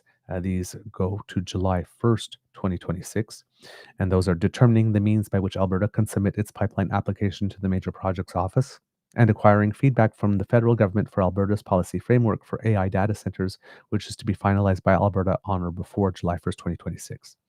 And then finally, by January 1st, 2027, collaborating with Alberta on the design of Alberta's nuclear power generation strategy, which is to be finalized by Alberta before that date, January 1st, 2027. So there you have it, kits and cubs. That is the MOU, what each side agrees to. A lot of things that are interconnected and that seem to go hand in hand there. And as you can see, it's more than building just a pipeline, right? There's a nuclear strategy for Alberta in there. There's a strategy for data centers and how this helps and collaborates with that, and it ties into that. So it's more than just a pipeline. It's a much bigger and larger project that has other things. Like, for example, if Alberta does have a nuclear strategy, as we mentioned, then if they're not using oil and gas as baseload power for itself, that obviously results in huge GHG reductions domestically as part of this project in such a way that doesn't have anything to do with this pipeline specifically, but generates those benefits for the overall Alberta economy permanently. So the deal does go broader than just how do we get a diluted bitumen pipeline to the West Coast and get that oil onto tankers so that we can make money. It's much bigger. With the carbon capture, we're talking about development of new technology and potentially development of new intellectual property that could be sold around the world. Now, of course, that's a promise, because in reality, there haven't been any major large carbon capture, utilization, and storage projects in the world. Pathways would probably become the biggest one that have proven results that are attractive enough to justify the cost, or actually, if not the cost itself, have not made the case for rapid and wide deployment of this technology throughout various jurisdictions. So the rate of return on the investment isn't attractive enough yet. Again, with this type of concerted strategy, there probably will be minds much better than mine working diligently at trying to increase the efficiency of this type of technology if we're going to go all in on it. But that's there. So there could be this whole other project and other economic benefits that come with it. With regard to the nuclear stuff, as we mentioned with the Darlington, we would be the first nation to have that such type of small modular reactor there. And that's a technology that if we can perfect, that's another one that we can export.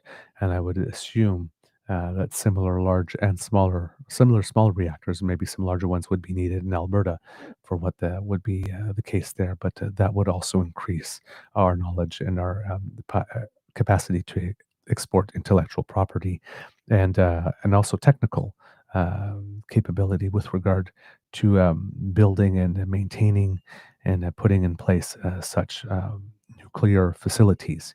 And then, of course, um, then the whole AI data center strategy there as well, to create a whole new industry for Alberta, because Alberta doesn't seem to be willing to advance projects that don't have anything specifically to do with oil. So this memorandum of understanding, if it was followed to the letter, almost creates some forced diversification of Alberta's economy. Diversification that Alberta doesn't necessarily want to seem to take on its own, but given its lack of imagination and creativity when it comes to major projects in terms of suggesting anything that doesn't have anything to do with specifically a bitumen pipeline or dilbit pipeline. So there you have it, kits and cubs. The actual memorandum of understanding. This is what we're dealing with. These are the terms. As mentioned, Danielle Smith was pretty darn happy about this yesterday.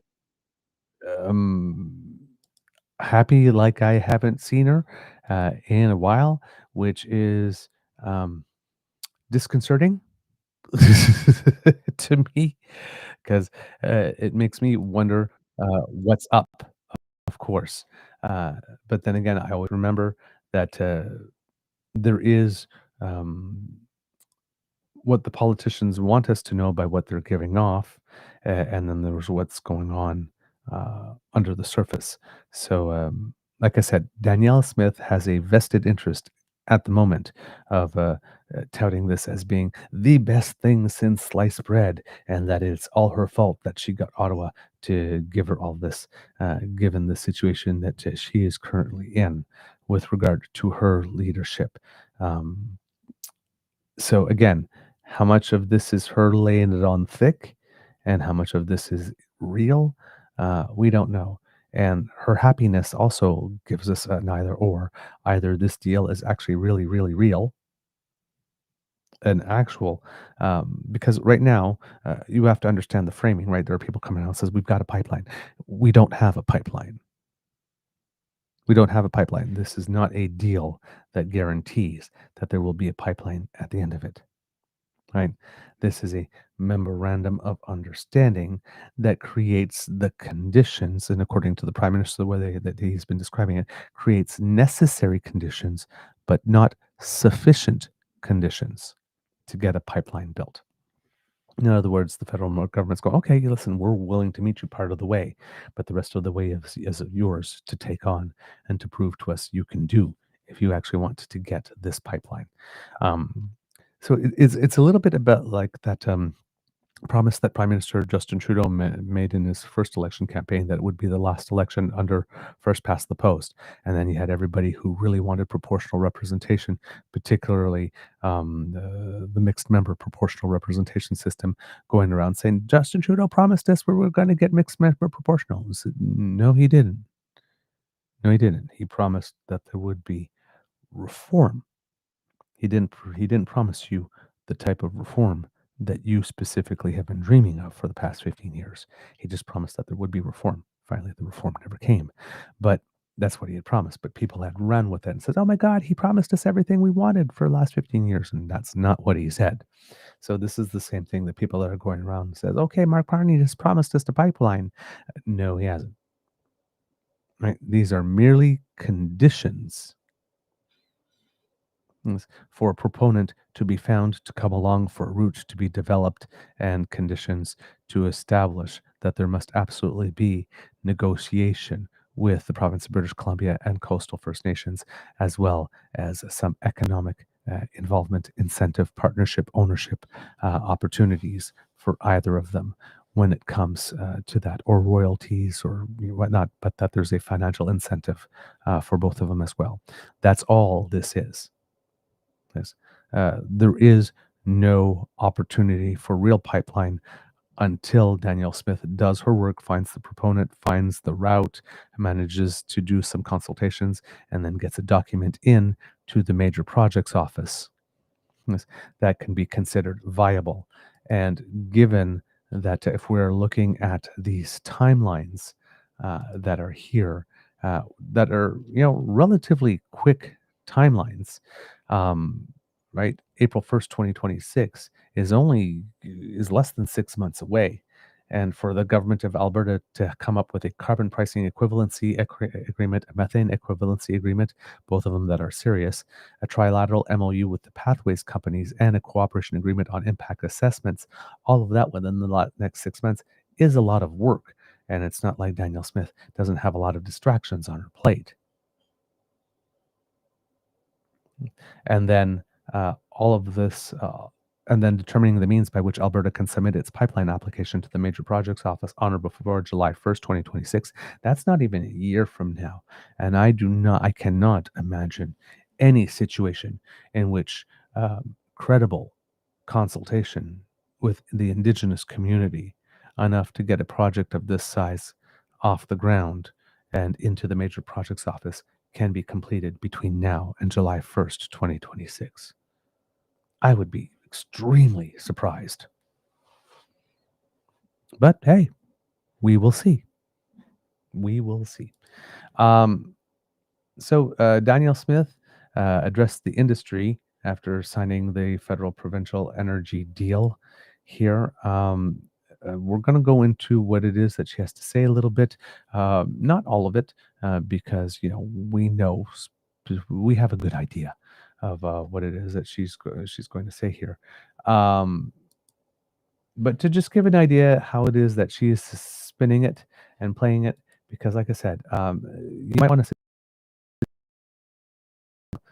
I've really seen Danielle Smith this. She's even more happy than when she was sticking it to trans kids. So she's very, very, very happy. Thank you. Well, hello, my friends. Good morning, everyone. I hope you enjoyed hearing the comments of the Prime Minister this morning. I was pleased he was able to pop up and see you before going on to some of his other meetings today, as well as a speech at the Chamber. I'm so delighted to be here with not only members of my cabinet, but also our partners in Indigenous communities. We've got Rebecca Schultz, Minister of Environment and Protected Areas, Rajan Sani, Minister of Indigenous Relations, Jason Nixon, Minister of Assisted Living and Social Services. He was part of our negotiating team. Nathan Neudorf, Minister of Affordability and Utilities. Minister Brian Jean, Minister of Energy and Minerals. And then, of course, we have Billy Moran, former chief, but he's now MP for Edmonton Northwest. Former Chief Jim Boucher of the Mackay First Nation. Chris Sankey, former councillor of Laxqualam Band in British Columbia, Dave Lamouche, President of Métis Settlements General Council, Chief George Arcan Jr. of Alexander First Nation, Chief Tony Alexis of Alexander Nakota Sioux Nation, Chief Cody Thomas of Enoch Cree Nation, Chief Kelsey Jacko of Cold Lake First Nations. We also have a friend visiting from Saskatchewan, Chief Delbert Wapas of Thunderchild First Nation, and of course Stephen Buffalo, President and CEO of the Indian Resource Council. We had a few others on the list. I'm not sure that they are here, but I'm going to see more at the Indian Resource Council meeting a little bit later today, where I'm going to go for a lunch speech. But today is a great day for the people of Alberta and for all of Canada. The last 10 years have been an extremely difficult time for hundreds of thousands of Albertans and their families that directly or indirectly rely on and make their living from a strong and vibrant and growing Alberta oil and gas sector. These Albertans are mothers and fathers and young people working so hard to put food on the table, to pay for hockey and soccer fees, and to save for the down payment on their first home. These are also small business owners that too often have found themselves as well in their business, working very hard to build due to a regulatory environment that has made it almost impossible for them to succeed. And more broadly, the last 10 years have left hundreds of thousands of Albertans skeptical and oftentimes questioning the long-term viability of our nation as we watched its deliberate phase-out of our province's most valuable asset, leaving it trapped and wasted in the vast oil sands of northern Alberta, and with it, innumerable lost investment opportunities and tens of thousands of lost jobs. These were dark times. But in those difficult circumstances, Albertans came together, as we always do, to raise our voices and use our ingenuity to find a way to overcome the challenge. We fought and won in the courts of law. We fought and won in the court of public opinion. And we fought because we had to, because that's what Albertans do. We always fight very hard for this province that we love so dearly and for its incredible people. But Albertans are also proud and loyal Canadians. We don't fight for the sake of fighting. We don't look for conflict when there's an opportunity for peace and prosperity. Albertans are happiest when we are hard at work getting things done, solving problems, creating opportunities, building our province and our country. That is when we are truly at our best. However, in order for Alberta to find its way to prosperity within a united Canada, we need the federal government to partner with us. Okay. There's a lot of bullshit in there with regard to the position of Alberta as it pertains to Canada. But she's happy right now, so we'll let her have this. Instead of fighting against us. Now, Prime Minister Mark Carney and I may not always agree on everything, but we do share a few key beliefs. We both know that Canada can never reach its true potential as a global energy superpower without a strong and thriving Alberta energy sector at the center of that effort. And I am pleased to say that this Prime Minister has made it clear to me that he is willing to work with me and Alberta's government to accomplish that shared goal. And that, my friends, is something that we have not seen from a Canadian Prime Minister in over a decade. And it is my firm belief that Albertans from right across the political spectrum, whether they be staunch federal conservatives or liberals or new Democrats or something else, they expect me as their premier to partner with this federal government to seize this long-awaited opportunity for our province. I've spoken at length about the need to build more pipeline infrastructure, to export more oil to hungry Asian markets, and to diversify our customer base. I have repeatedly stated how critical it is to reform a broken regulatory environment that is scaring away investment and demoralizing our energy entrepreneurs here at home.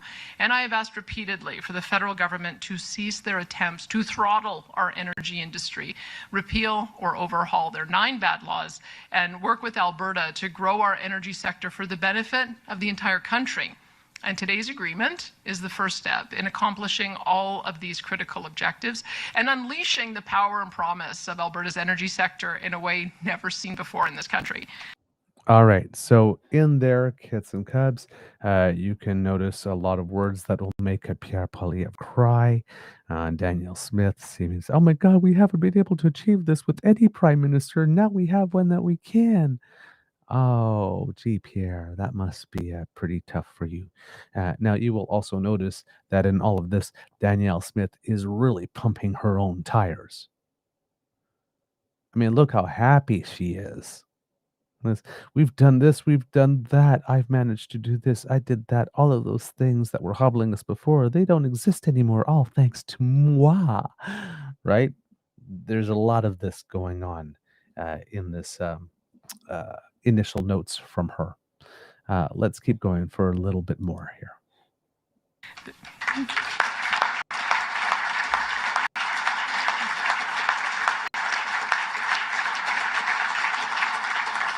This agreement means the end of the punitive oil and gas emissions caps so that our great energy producers can grow and thrive again. Caps that weren't in place, so nobody was being punished. This agreement means the immediate suspension of the federal net zero power regulations in Alberta, which had placed our electrical grid at a very serious risk of failure and limited any hope of substantial investment in AI data centers and applications development. This agreement includes a clear path to the construction of an over 1 million barrel per day Indigenous co-owned bitumen pipeline to Asian markets so that our province and our country are no longer dependent on just one customer to buy our most valuable resource. This agreement also allows for needed adjustments to the tanker ban when the new pipeline to Asia is approved by the Major Projects Office.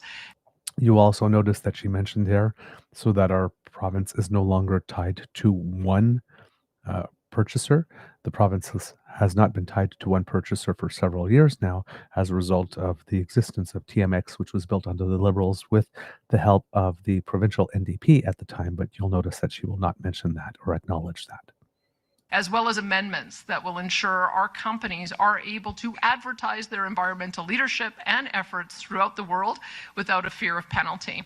And this agreement also means that Alberta will be a world leader in the development and implementation of emissions reduction infrastructure, particularly in carbon capture, utilization, and storage. Alberta has a unique opportunity to show the entire world that the solution for reducing emissions does not entail capping productivity, growth, or innovation in oil and gas development. Rather, it is to leverage the profitability of the oil and gas sector to invest in the very technologies that will revolutionize all industries in their effort to reduce emissions globally. Now, one thing about this deal that does not please me is that since we were throwing a whole bunch of stuff in it to make it larger, I do not understand why it is that the Prime Minister didn't take advantage of this to twist the government of Alberta's arms to make certain oil companies clean up their abandoned and orphaned wells. Because that would have been a nice thing.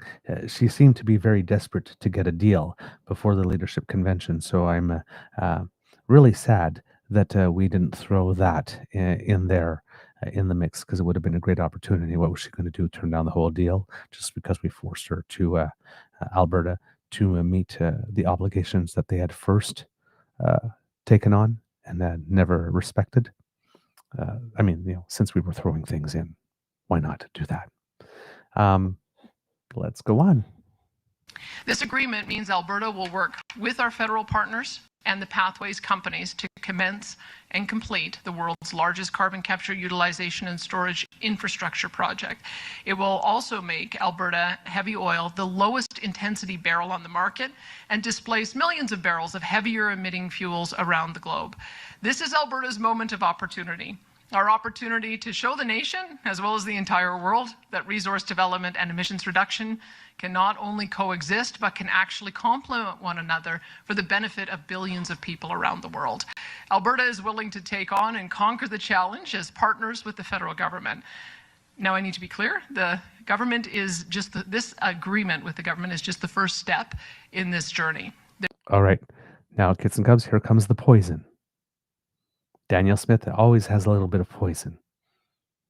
Now, she's doing the nice, nasty thing here, but take the nice because she's being nice, but hear the nasty undercurrent in what she's going to say next. There is much more hard work to be done.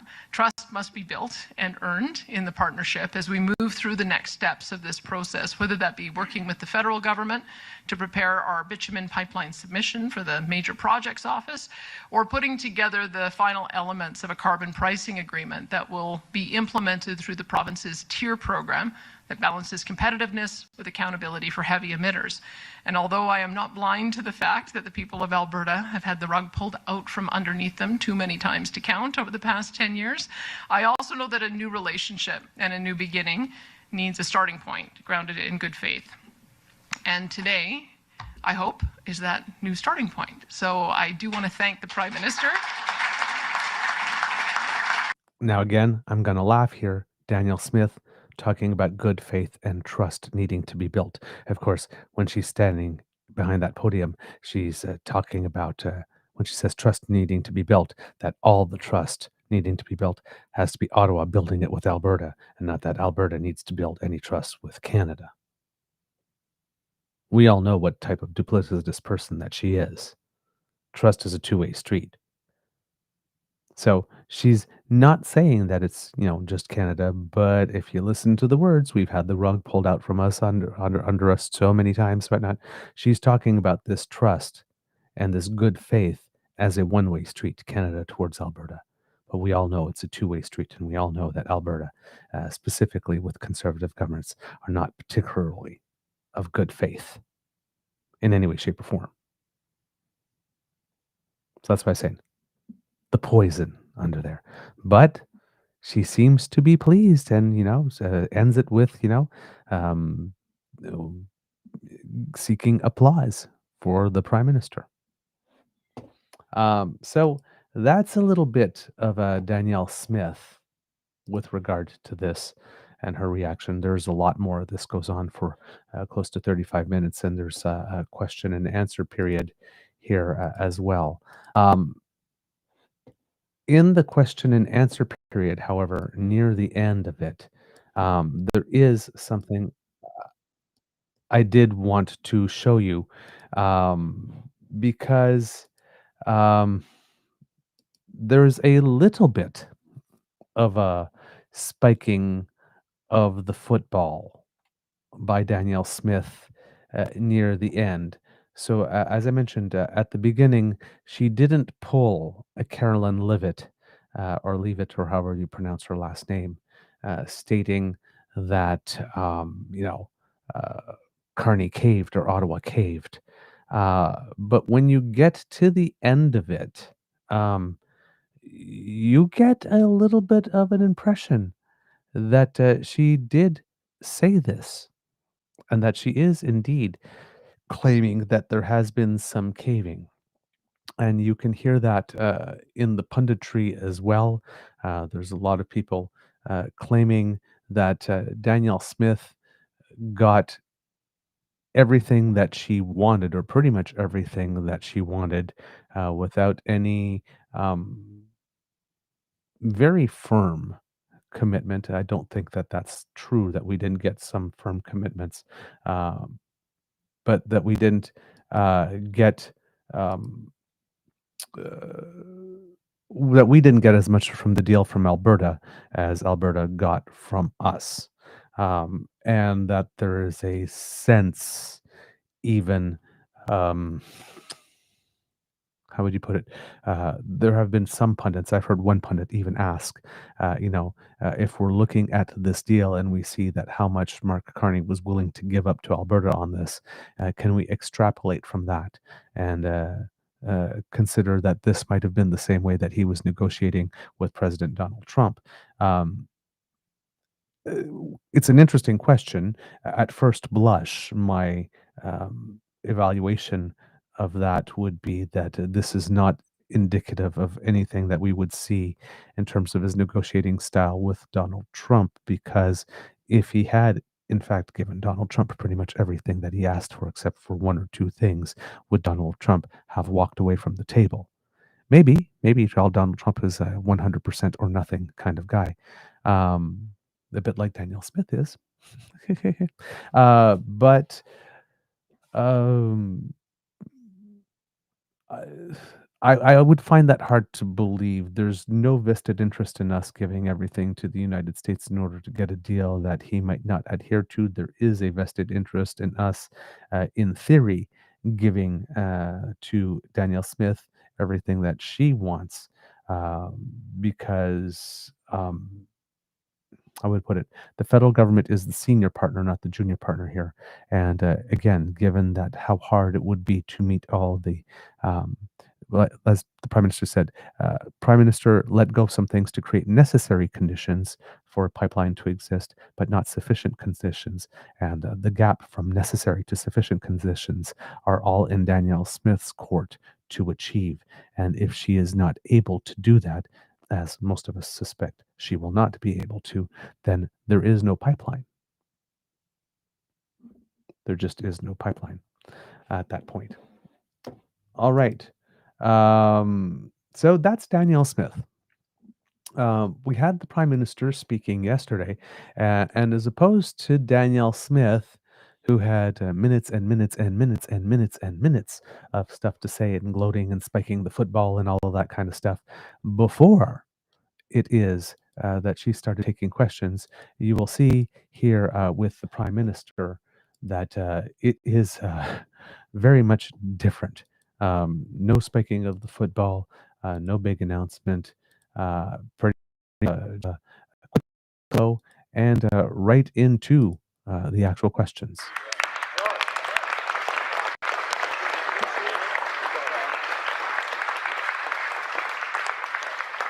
All right, I'll just take a couple questions. Obviously, big day for Alberta, big day for Canada, big day for building, big day for the trades. I want to thank Sean Strickland from the CBTU, Canadian Building Trades Union. I want to thank Jay and Colin here at Local Iron Workers and everyone for hosting Minister Zoleszewski, Mr.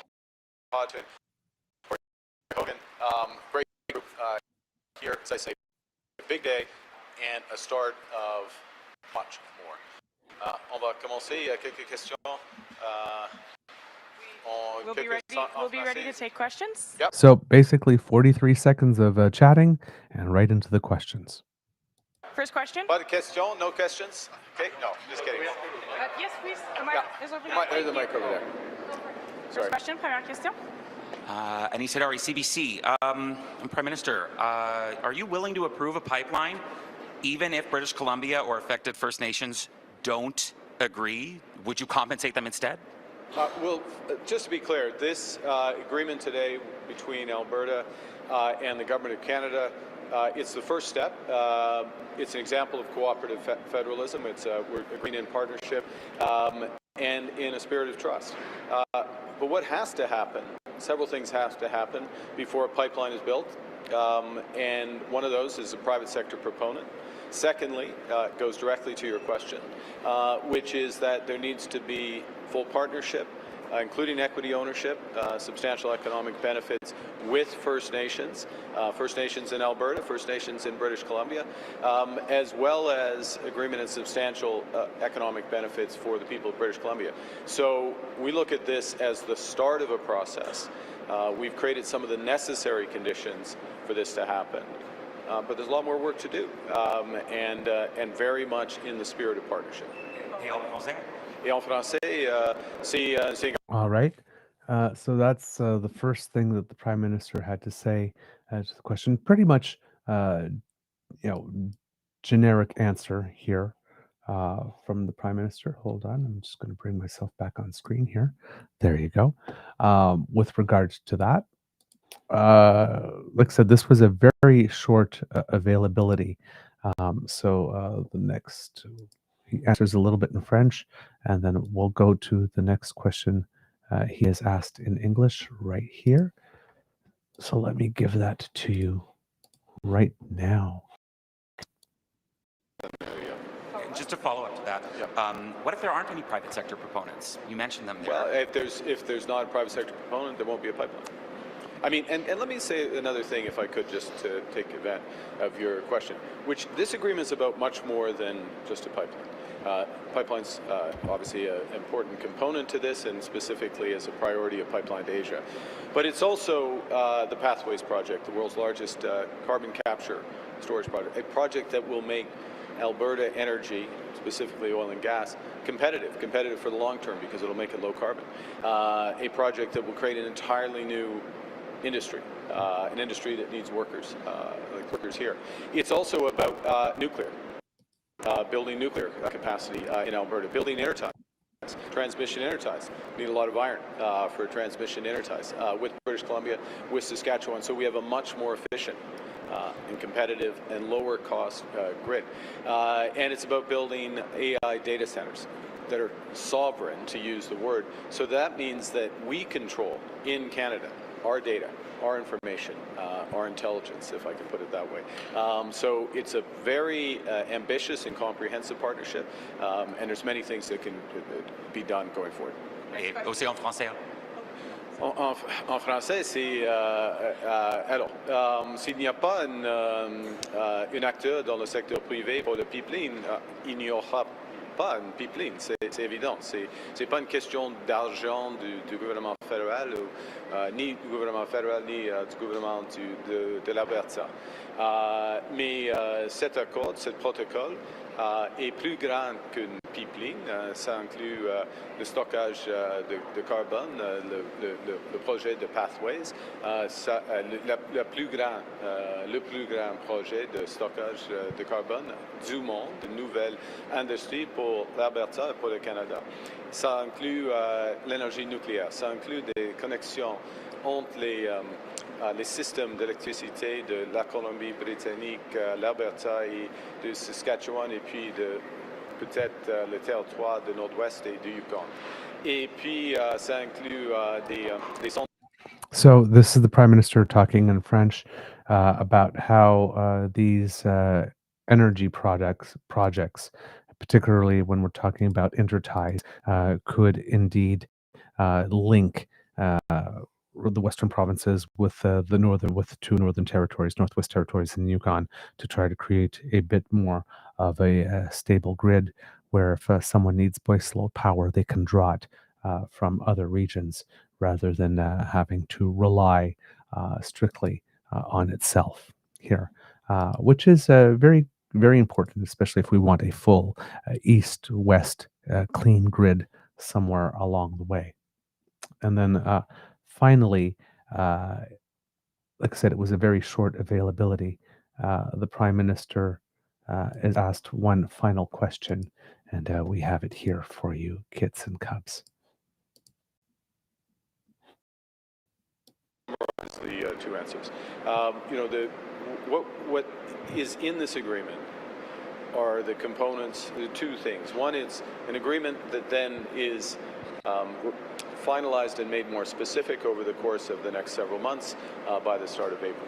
But at its core is tightening the tier system, which is the industrial carbon price system here in Alberta, to a level of at least $130 with a pass price from there. What does that mean?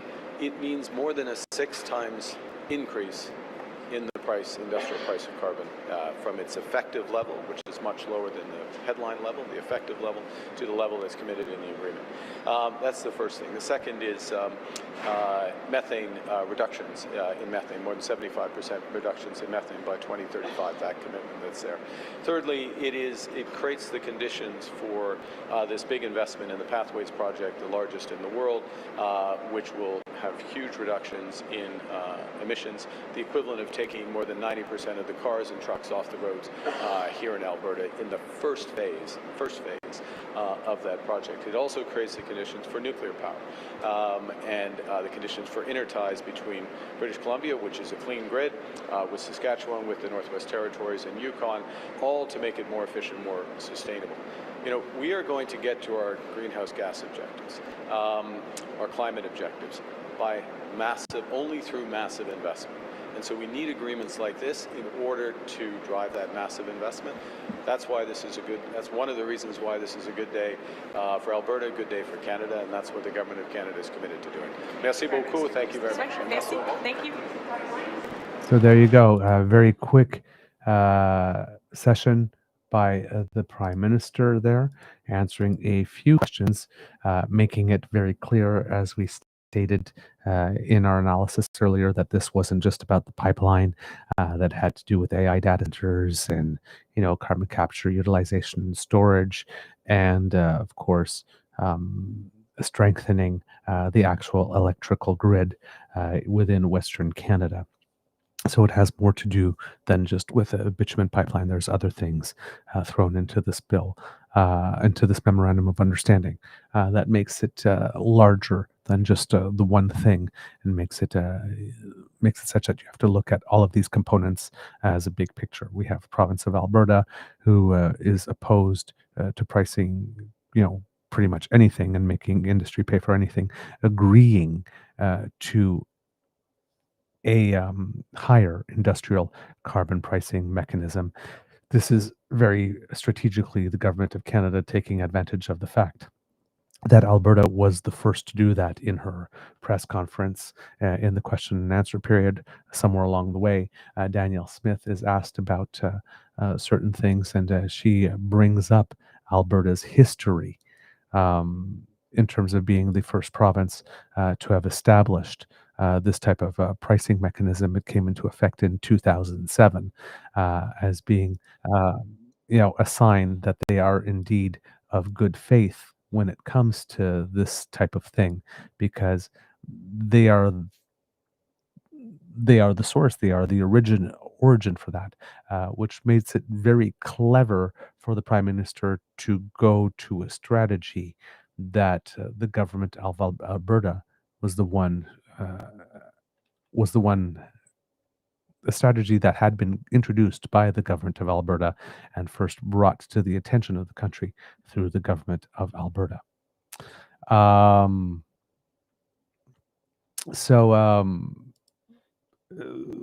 Clever because it would be kind of hard for Alberta to how would you put it, to oppose something that it had initiated. Right. So you've got this commitment. And again, if we're looking at the Prime Minister playing 3 or 4D chess, that hobbles Pierre Poilievre.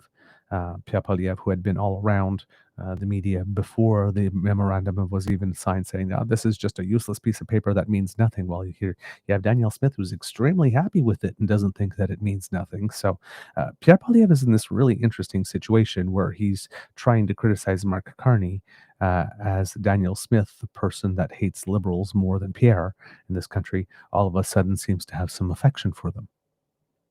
There's a dissonance in the message coming from the conservative camp, the overall Canadian conservative movement.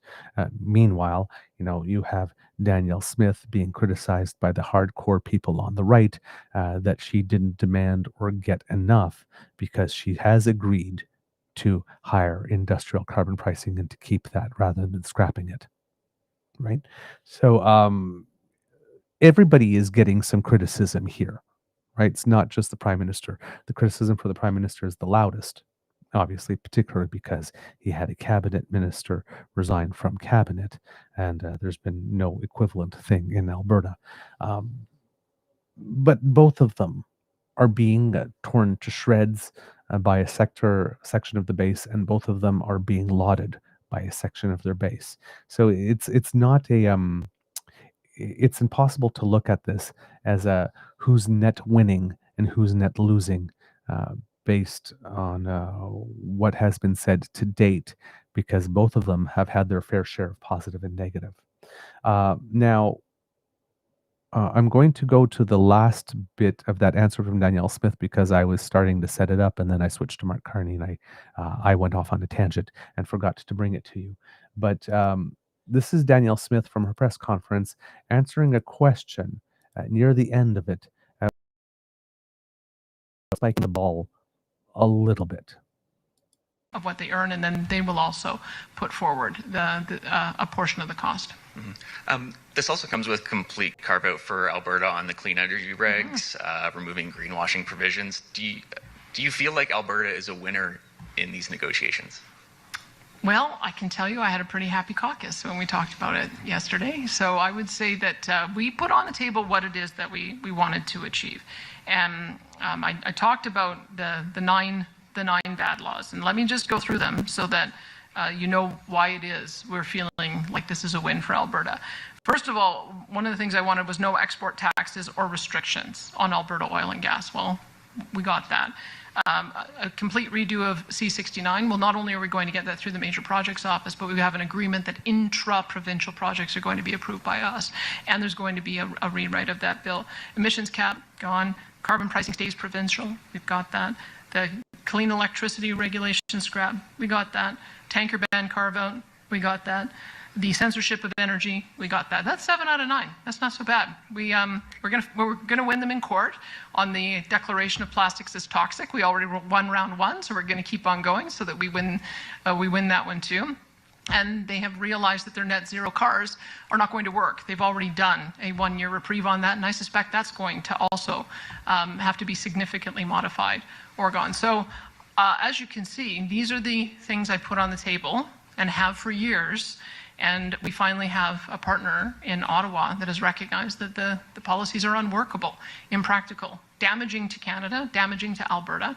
And I think this agreement is the first step in being able to correct 10 bad laws, or 9 bad laws over 10, I think, years where our economy was depressed. And it allows for us to make sure that we don't have a repeat over the next 10 years. Thank you, and that'll conclude today's press conference. Thank you, everyone, for joining us. So you will notice in that answer how all of a sudden it was an emissions cap once again and not a production cap, like she's been saying it was for the last long time. Oh, now all of a sudden it's an emissions cap again. You will notice she's basically saying we got everything that we wanted. She's basically saying we got everything we wanted. Here. Whether or not that's actually true, whether or not she got what she wanted in theory, but when you come to see it work in real life, it doesn't. But yeah, she's spiking the ball here a little bit, claiming that she got everything that she wanted. And that's what led some pundits to claim, well, gee, if this is the way that Mark Carney negotiates, do we really want to see what's been happening with the U.S.? I think the objectives are slightly different between Alberta and the U.S. here. So, but yeah, as you can see here, Danielle Smith pretty much spiking the ball here. Leaves a bad taste in my mouth, I have to say, watching her smile that way and, so smugly going, well, we wanted this, we got that, we wanted this, we got that, we wanted this, we got that, and we're going to win here too, and we'll win here too, and we'll get everything that we want eventually, because it was everything the government did was wrong and was bound not to happen or not to work. Now, the caveat in that is that, well, yeah, by the time that we are now in 2025, given that Alberta was kicking and fighting and resisting and screaming and dragging and making itself dead weight and forcing us to carry it for the entire time we were trying to do that, instead of just getting on with it and doing it and being a team player. Well, yeah, of course we can't meet all those things now. Yeah, it's really convenient to be the province that has decided that it was going not to cooperate on everything and take everything to court and make everything as difficult as humanly possible to get over the finish line or even get started, and then turn around 12 years later and say, well, you see, these projects were never going to work anyway. They didn't work in great part because you never for 1 second created a condition that would allow them to work. You never gave it the permission structure. We don't know if these things would have worked had we just put them in place and had everybody jump on board and see what would happen. We didn't get that in Canada. So it's a little disingenuous for Danielle Smith to be standing at a podium now and claiming all these things were bad rules from the start that never would have worked, when Alberta not only, had they just passively decided not to engage, that would have been one thing, but they actively decided to obstruct and stall and delay and destroy. So it's not the flex she claims it is, but everybody in the room that's happy that Alberta allegedly got everything it wanted is not going to look back at those details, right? It's not the time for hindsight at this particular moment, isn't it? All right. Looking at other leadership here, the Bloc Québécois leader Yves-François Blanchet was asked what he thought about this type of stuff. He was less than impressed. Most of his comments were in French, so I won't be able to show them to you. But how would I put it? Yves-François Blanchet found himself in the very funny situation of standing in front of a microphone and claiming that if the province of British Columbia was looking for a federal partner to defend its right to not have these types of projects cross its territory without its permission, that they would have no better partner, no better friend than the Bloc Québécois, which I think was Chantal Hébert who pointed out. You have a situation where the leader of the Bloc Québécois is in front of a microphone claiming that he supports something or supports anything that has the word British in it, namely British Columbia.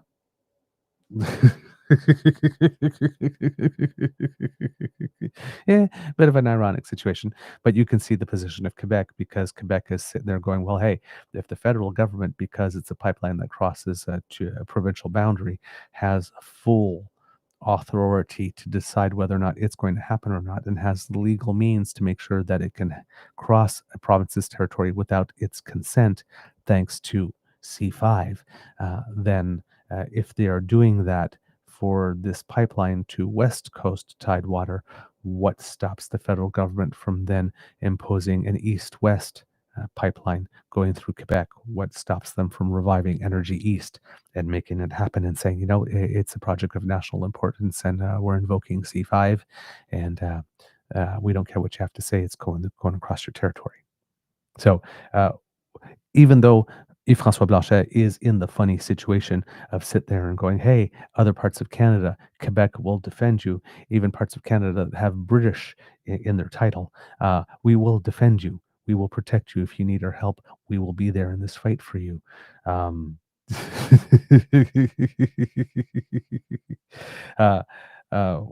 Right. But that situation is motivated by a very real concern. However, take away the quirkiness of, hey, this is what it's like doing politics in Canada, I guess. There is a very serious underlying issue with regard to the province of Quebec. Now, Premier Legault and Mr. Blanchet are somewhat at odds. Premier Legault has made some comments on the record stating that in his opinion, social license or political buy-in in Quebec for a pipeline maybe going east-west has changed a little bit since Donald Trump has been doing what he has been doing, and that there might be more openness to it. Yves-François Blanchet is pretty much staunch environmentalist, not at all having it. Not at all having it in any way, shape, or form.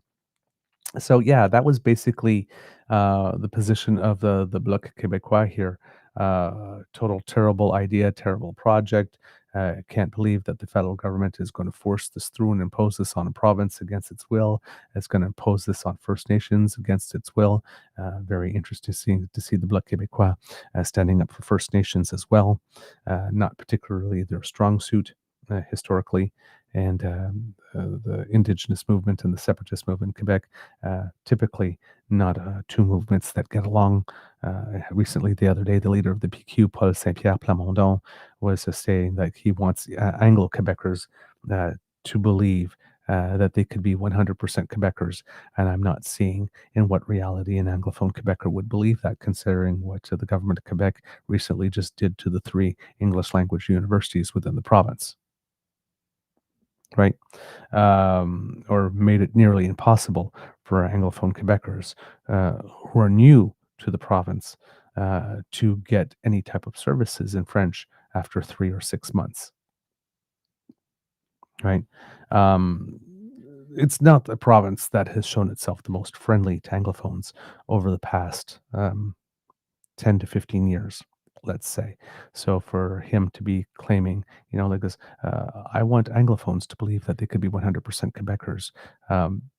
That's going to be hard to do when you have Francophones acting as if they don't believe that Anglophones can be 100% Quebecers, or ever would be considered 100% Quebecers. Right. But the overall that's some sort of overall contextual stuff going on here within the province of the province of Quebec. But with regard to a pipeline specifically being forced across the territory, that is something on which Monsieur Blanchet and Mr. Eby might be have lots of points of agreement. Now, whether or not Mr. Eby will take advantage of this offer from the leader of the Bloc Québécois, because that comes with its own set of landmines, was yet to be seen. But there is a partner, whether Eby wants one or not. The Bloc Québécois is going to be that force within Parliament that's going to stand against this. We also have Elizabeth May again reacting. What she said about the Hecate Strait was a couple of days before this. And then what she has to say now is, of course, after the announcement, you would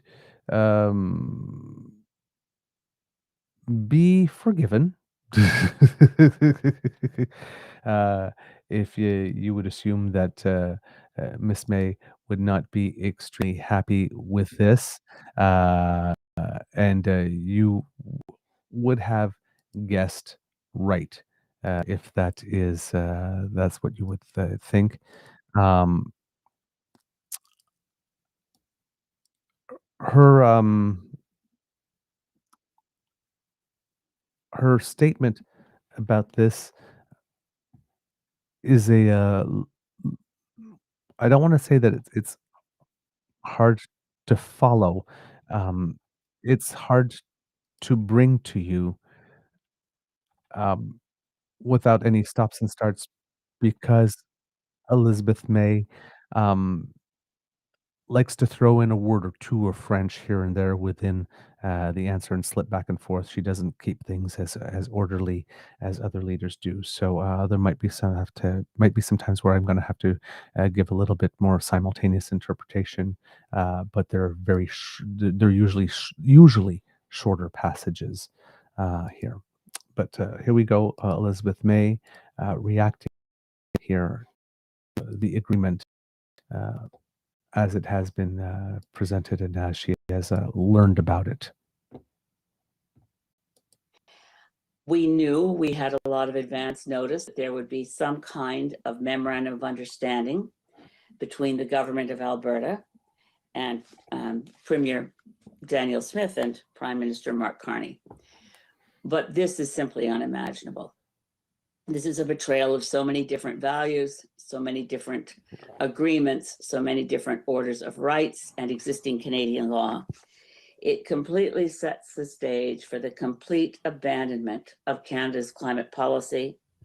It is simply shocking. So I will go through in short order major concerns and then be available for any questions anyone has.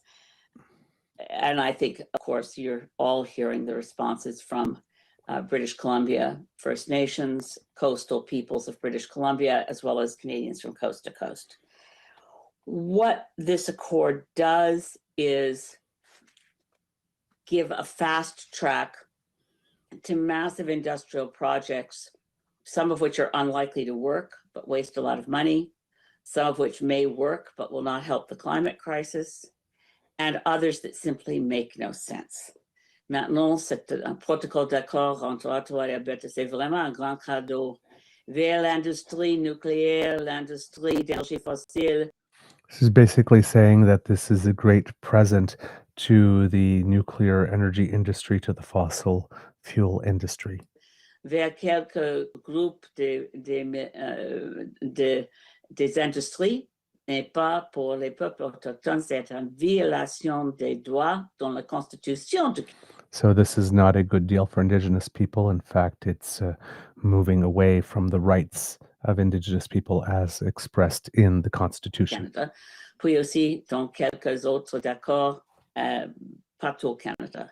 We're looking at an agreement. Let's start with the things that don't make sense. Just on November 17th, the Prime Minister confirmed in the House of Commons, in response to my question, not just to me, but to all Canadians, a commitment to the Paris Agreement to stay as far below 2 degrees Celsius as possible. This agreement is premised on net zero by 2050, as though they are the same things. They are not. Net zero by 2050 is a fraud. It always has been, because in order to avoid catastrophic impacts from the climate crisis, emissions need to be reduced quite sharply. And yesterday, but certainly the date limite de 2050.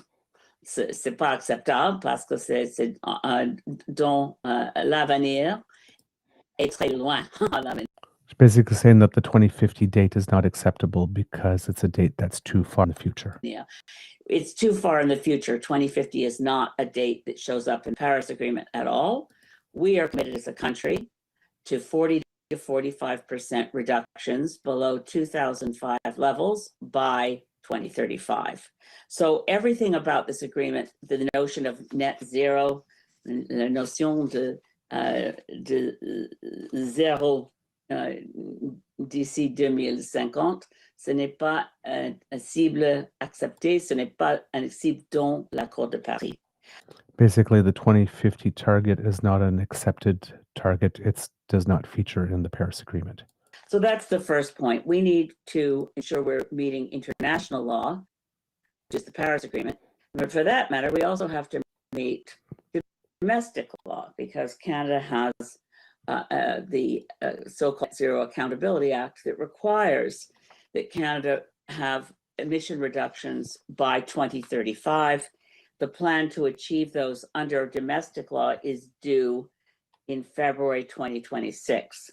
This blows a hole through all of that if we were serious about building an oil pipeline to expand production of the dirtiest of forms of oil, which is bitumen, from the oil sands of Alberta.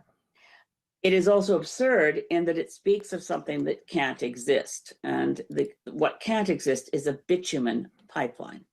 I say that not as a political statement, but as a physical reality, that bitumen is a solid and can't flow through a pipeline.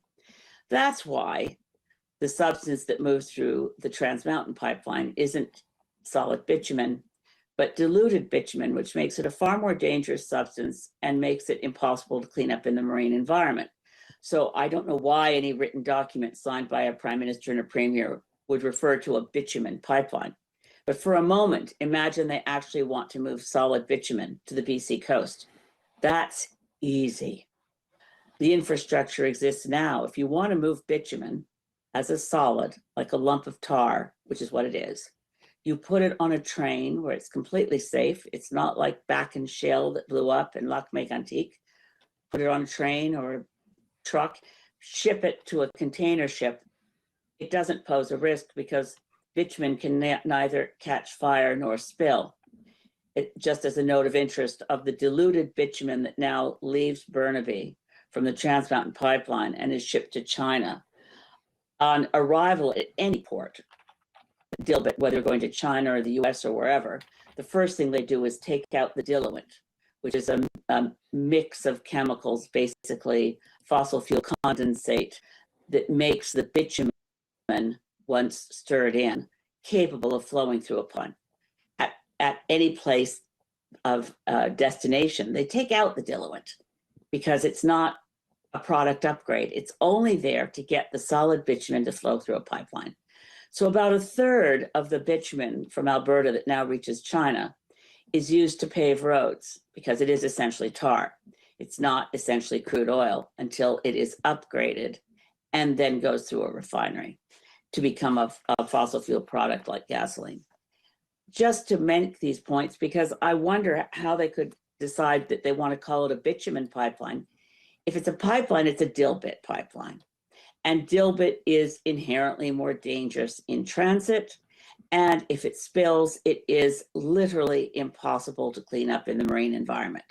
So the tanker ban that was enacted on the BC coast as a voluntary understanding between the federal government and BC government when the prime minister was Pierre Trudeau in 1972, that wasn't motivated by climate action. Obviously, in 1972, that was motivated to protect the BC coastline from a major oil tanker spill, such as was experienced a couple of years later in Alaska with Exxon Valdez. This is a nonsense. It is also a nonsense to say that the Pathways project, once completed, will be successful in containing carbon dioxide and sequestering it from the environment. Carbon capture and storage is notoriously hugely expensive and not particularly effective. On top of that technology, they're betting on a technology that is both expensive and not particularly effective. They've also put real push behind the idea that Alberta is going to go nuclear.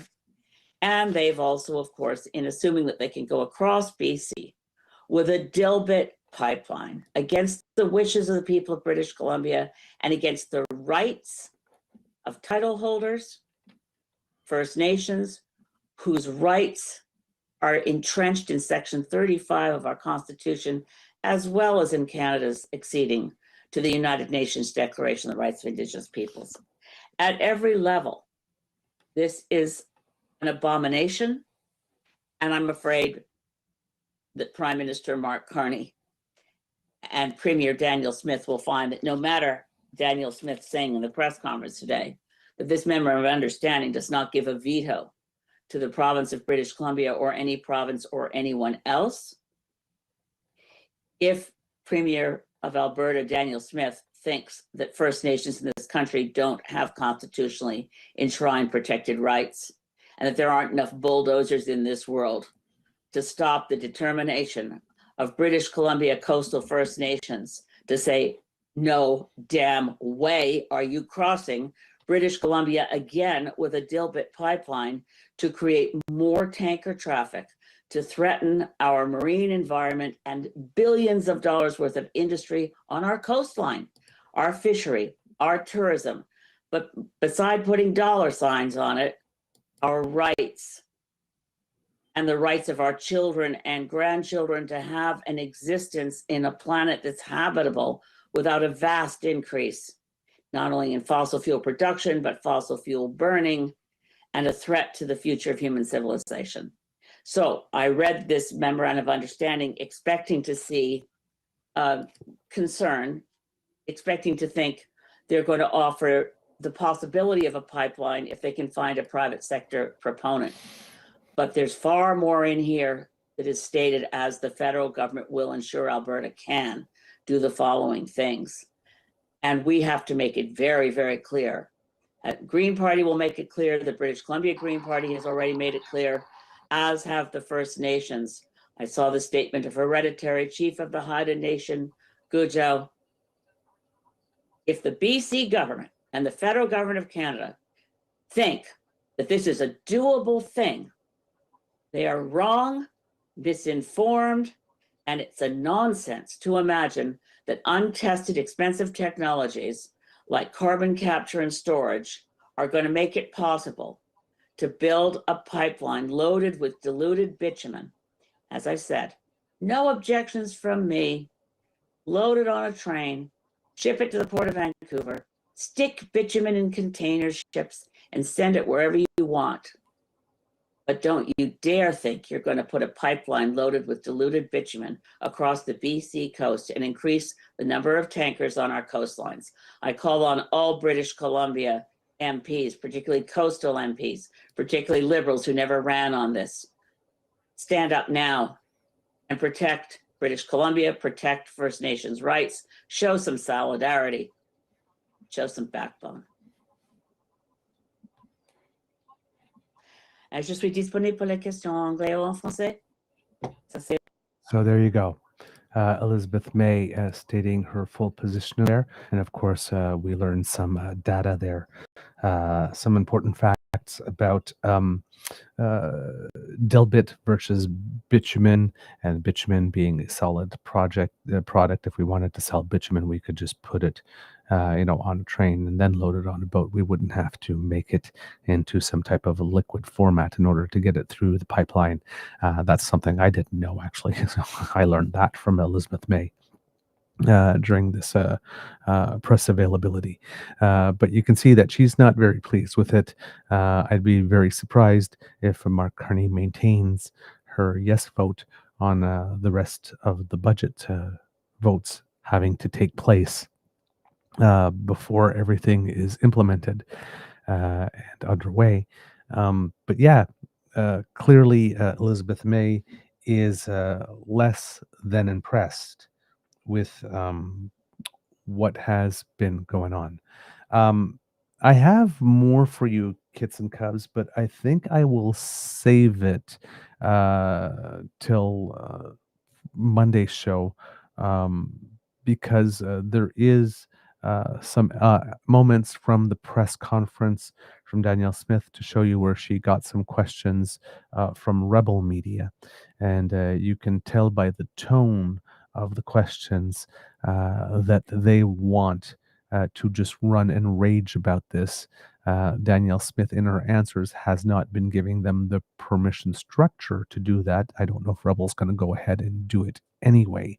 But there was a question from Ezra Levant and there was a question from Sheila Gunn-Reid. And you can tell by the manner in which the question was asked that they're not happy that Danielle Smith has reached this deal yet. I'm not sure if they're not happy enough to write scathing articles saying Danielle Smith sold us out right off the bat, or whether or not they're going to be willing to give it some time, given that she did give it an answer that was sort of like don't worry. Well, not don't worry, but it's like it's so we got what we needed. You'll see, type thing. So whether or not they're waiting. They're willing to wait to see, or whether or not they want to just rake her over the coals right away. But you can tell that the hardcore element of that base is not particularly thrilled with that. Also, one of the kits here also brought our attention to an address that Mark Carney delivered afterwards to a Chamber of Commerce that was supposedly rather spectacular. I did not have a chance to see that yet.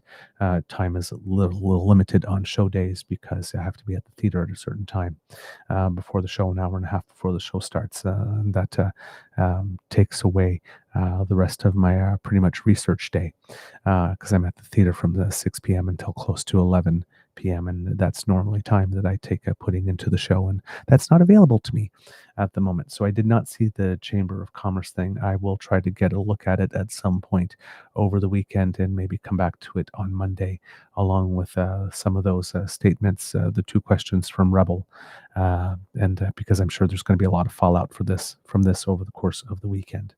But overall, we have a memorandum of understanding. The government of Alberta seems to be happy, but as we mentioned, the Premier of Alberta does have some leadership conditions and situations going on at the moment. The Myerden scandal, 14 recall petitions against her, having lost her bid to try to temper the Forever Canadian movement, seemingly on the path to lose her bid to deny the Alberta Party the right to change its name to Progressive Conservatives. The AHS scandal still circulating through whatever system it needs to go through in order to get to a day in court. All this is happening at the same time. So she has a shiny bauble to go into that leadership convention and claims that she got this amazing win. And we'll see what the vote will be, how close it will be to 91.5%. But that's her thing right now. And that's the immediate hurdle she's trying to get through. The Prime Minister buying some peace with the province of Alberta, at least until July 1st of next year. One could say, because now Danielle Smith has a lot on her plate to get fulfilled in order to meet some of these conditions that are in the MOU and overall conditions as well. For a pipeline to be remotely feasible. So they'll probably have less time to be attacking Ottawa on a regular basis if she wants to meet all those deadlines. There's a lot that needs to be done by April 1st, and then a lot more that needs to be done by July 1st. So we'll see if she is able to get all of that done in a manner that is sufficient for the Government of Canada to move forward and actually move this project to the Major Projects Office list. Specifically, we have the Bloc Québécois in Quebec saying that it is willing to stand up for British Columbia. We have British Columbia saying that this is unacceptable, and the stage set for Premier Eby to become the new Premier Smith taking on Alberta.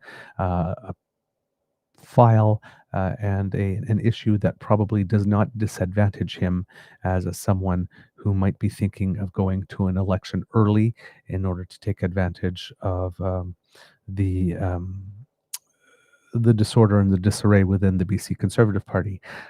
This shiny memorandum of understanding, especially if she can move forward on a couple of those things, might also create the basis for which Danielle Smith could go to an election early and try to secure another mandate before people start asking too many questions about the MOU and maybe see that she won't be able to get anything done.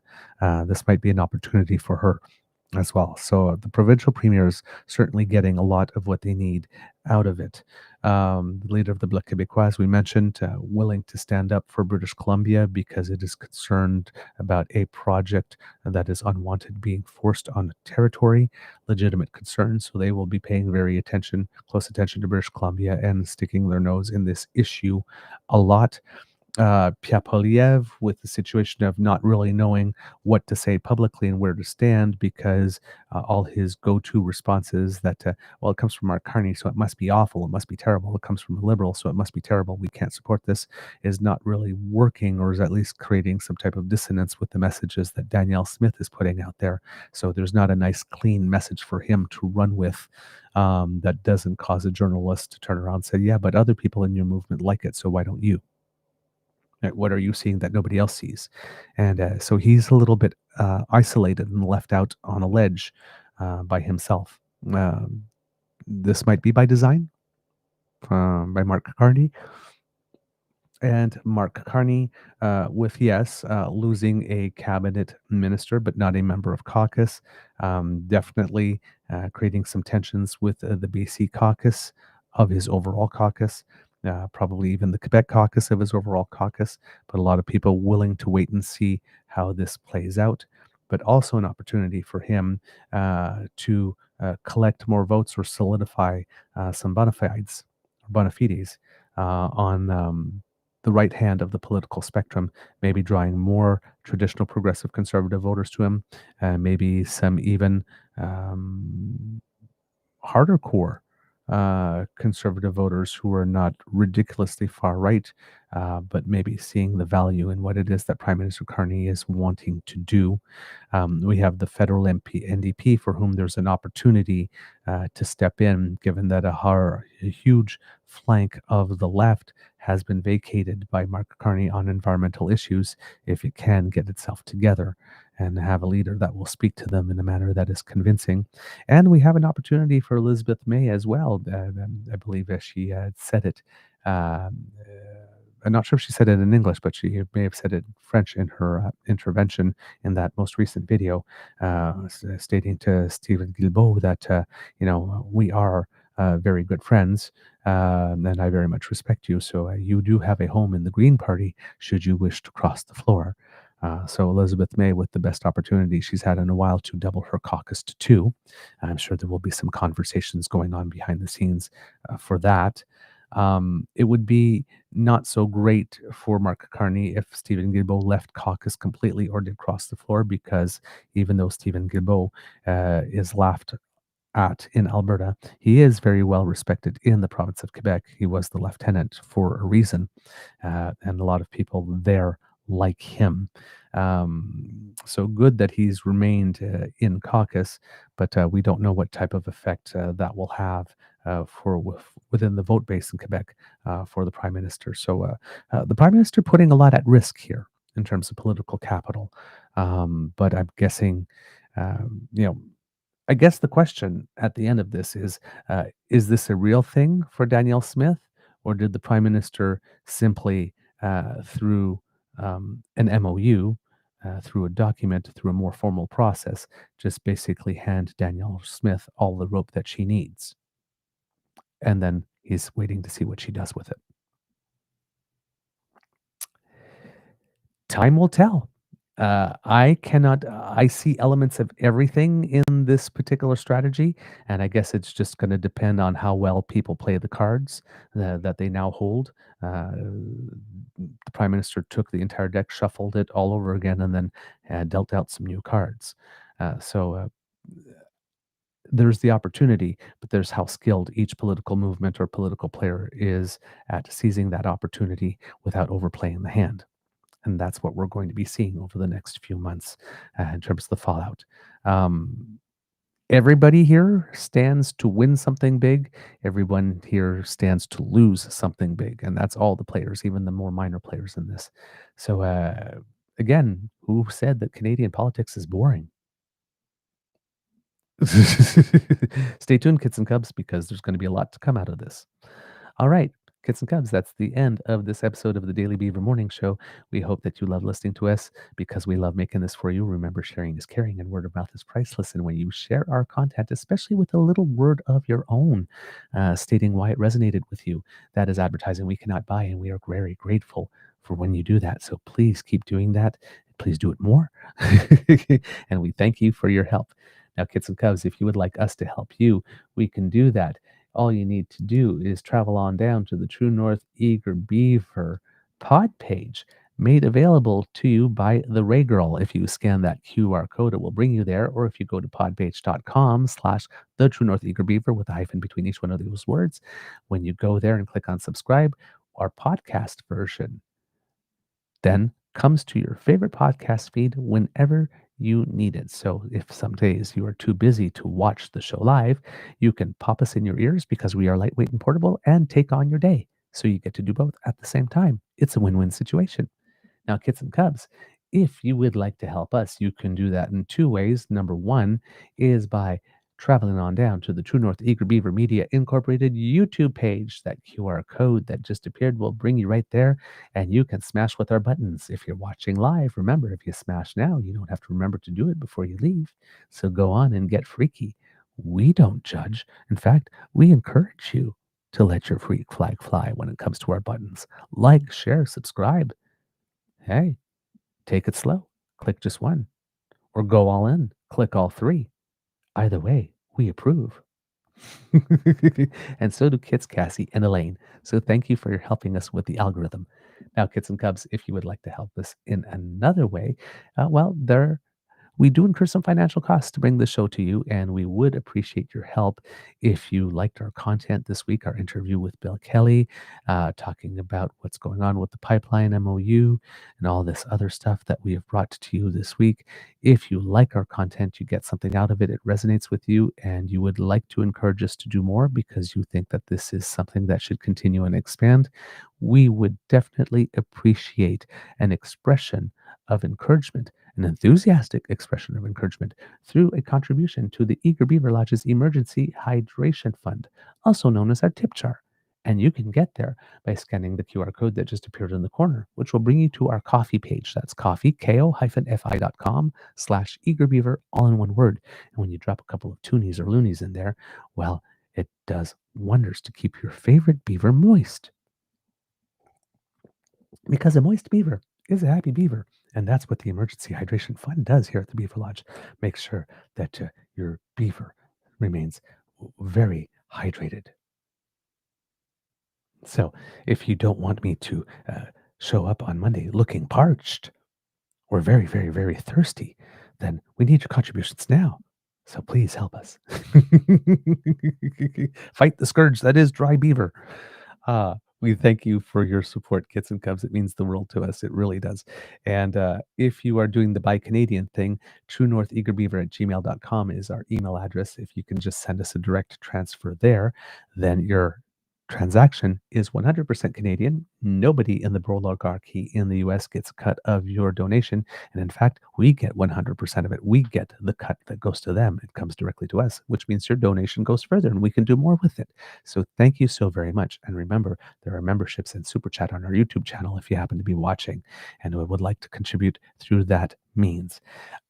Kits and Cubs as well. If you're not able to contribute financially, we please tell you not to worry because the gifts of your participation and presence are the ones that matter the most to us. Your presence and attention is quite a gift because you have lots of choices of where you can spend your time. And when you spend it with us, it does mean a lot. So thank you for that. And to that effect, Kits and Cubs, We want to hear from you. We want to know what you think about the show, good, bad, or ugly, or hear your suggestions that we can have for guests on the show. Great guests like Bill Kelly, for example. So please send those to us at that same email address, truenortheagerbeaver@gmail.com. That's where you can reach us. And if you want to reach us via our socials, at True Eager at the Blue Sky Beaver Lodge on the Shitter, True North Eager Beaver on Facebook, our original home. And if you happen to be watching either live with the best damn fam in all of podcasting or on your own time, right down here in the comment section, our YouTube page, let us know what you think. We also have an Instagram and a Damn Fam Discord, both created by members of the Damn Fam, and we highly encourage you to check those out as well. Thank you for helping us to get the word out. It really, again, I keep on saying it means the world to us because we can't buy that, and we certainly don't have the time to do all of that ourselves. So any help that we can get from our audience, we definitely appreciate. You are wonderful. We love you, and thank you for all of your efforts. We see you putting out that effort, and again, it just makes us, it delights us to no end. Because democracy is something that you do, kids and cubs. Well, petition. Let's look at petition E6679 because the signature period closes in just 5 minutes. 5 minutes, 44,869 signatures. If you have not yet done it, Damn Fam, I am going to put the link in the chat. You literally have 5 minutes or fewer. Just click on that, press pause on this, click on the link, fill out everything, and then come back to us because you literally have fewer than 5 minutes. But close to 45,000 signatures on this one. So really, really good initiative. Thank you for supporting it, kids and cubs. And of course, we have House of Commons petition 6821. The previous petition was to encourage honesty from our politicians and to have consequences for them if they deliberately spread misinformation.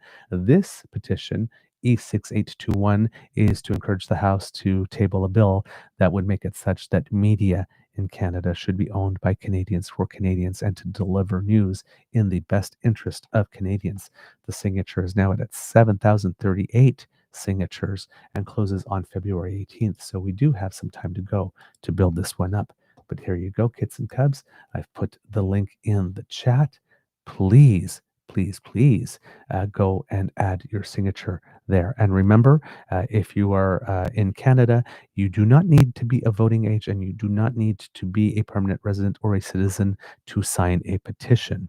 So this is a democracy opened up for you as well, if this is something that means a lot to you. So please put your signature there. It could definitely have some good consequences down the road if you support these types of initiatives. All right. Also, kids and cubs, as we like to mention here, in Prince Edward Island on December 8th will be by-election for provincial by-election, District 2, Georgetown Ponal, in which the leader of the PEI Liberals, Robert Mitchell, is running to try to secure his seat. That will take place on December 8th, as I mentioned, with advanced polls taking place November 29th. That's tomorrow that there are advanced polls. So please vote early if you can. Plan your vote. As well as December 1st and December 5th, voting will be open from 9 a.m. to 7 p.m. All right, kids and cubs, it could be a tough world out there. So please be, I forgot the words of wisdom. Shame on me. Shame on me. Words of wisdom, kids and cubs. I am just going to say, make an effort to eat some good things today and give your body some good nourishment that it will thank you for. Sometimes we get a little lax in our diets and sometimes we just need to nudge ourselves. And I'm saying this specifically for me because while I'm doing the shows, like I say, I have a little stash of food and stuff like that I eat between each time I go on stage. I either grab a little something and some days it's really good. It's it's hummus and crackers and stuff like that, and healthy, or hummus and carrot sticks and stuff like that. But other days it's just a big bag of chips that I keep coming back for.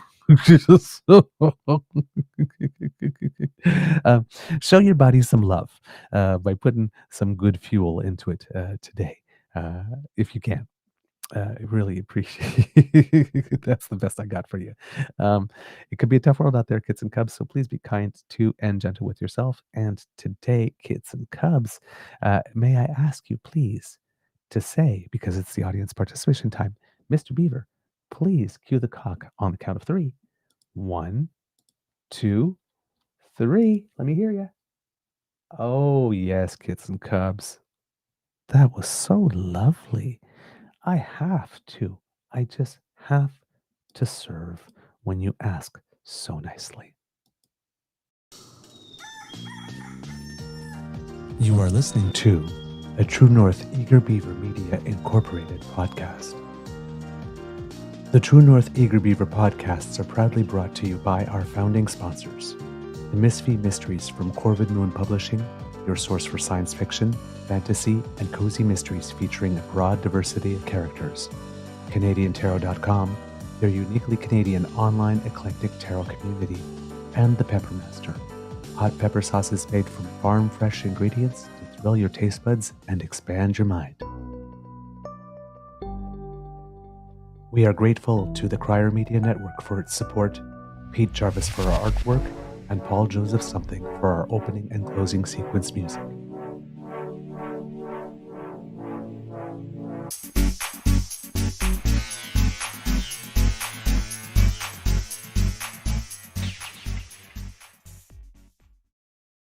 All right, kids and cubs, just some quick news of Canadians who make us proud. As you know, I'm a curler. The Canadian curling trials are on to determine which teams will represent Canada at the Olympics in Milano-Cortina, and we are down to the final 2 teams.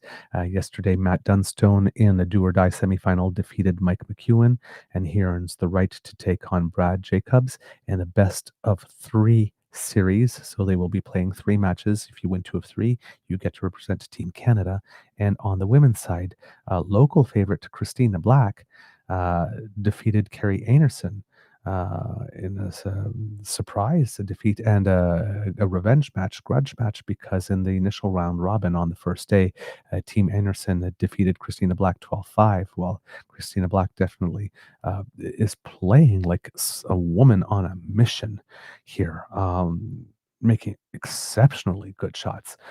So she will be taking on Rachel Homan again in a best of 3 series. This is the first time that best of 3 series for final has been tried in a major competition for curling, so this is relatively new. Matt Dunstone is currently the number 1 team in Canada, and so is Rachel Homan on the women's side. So we have the best teams in there battling for it. Brad Jacobs, of course, however, who Matt Dunstone will be taking on, has gone to the Olympics before and has won the gold medal with his team. He does not have the same team now as he did then, but he has experience. Rachel Homan has also been to the Olympics before. Lots to cheer for. They will probably be some of the best curling matches of the season if all teams play as well as they have been able to play. The Dunstone team, a bit lucky to be in this situation because they had won their first 4 matches, but then lost the next 3, and they absolutely needed a Gushu lost against Jacobs in the final match of the round robin. And Brad Gushu, if for those of you who watched it, had an opportunity for a triple takeout on his last shot, and everything was lined up. All he needed to do was hit it a quarter of a hair from nose on either side, and all 3 would have gone. And he threw a shot that was too perfect. He hit the rock that he needed to do exactly on the nose, and it squirted between the 2 rocks, other 2 rocks that he needed, and ended up losing, and didn't even make the playoffs.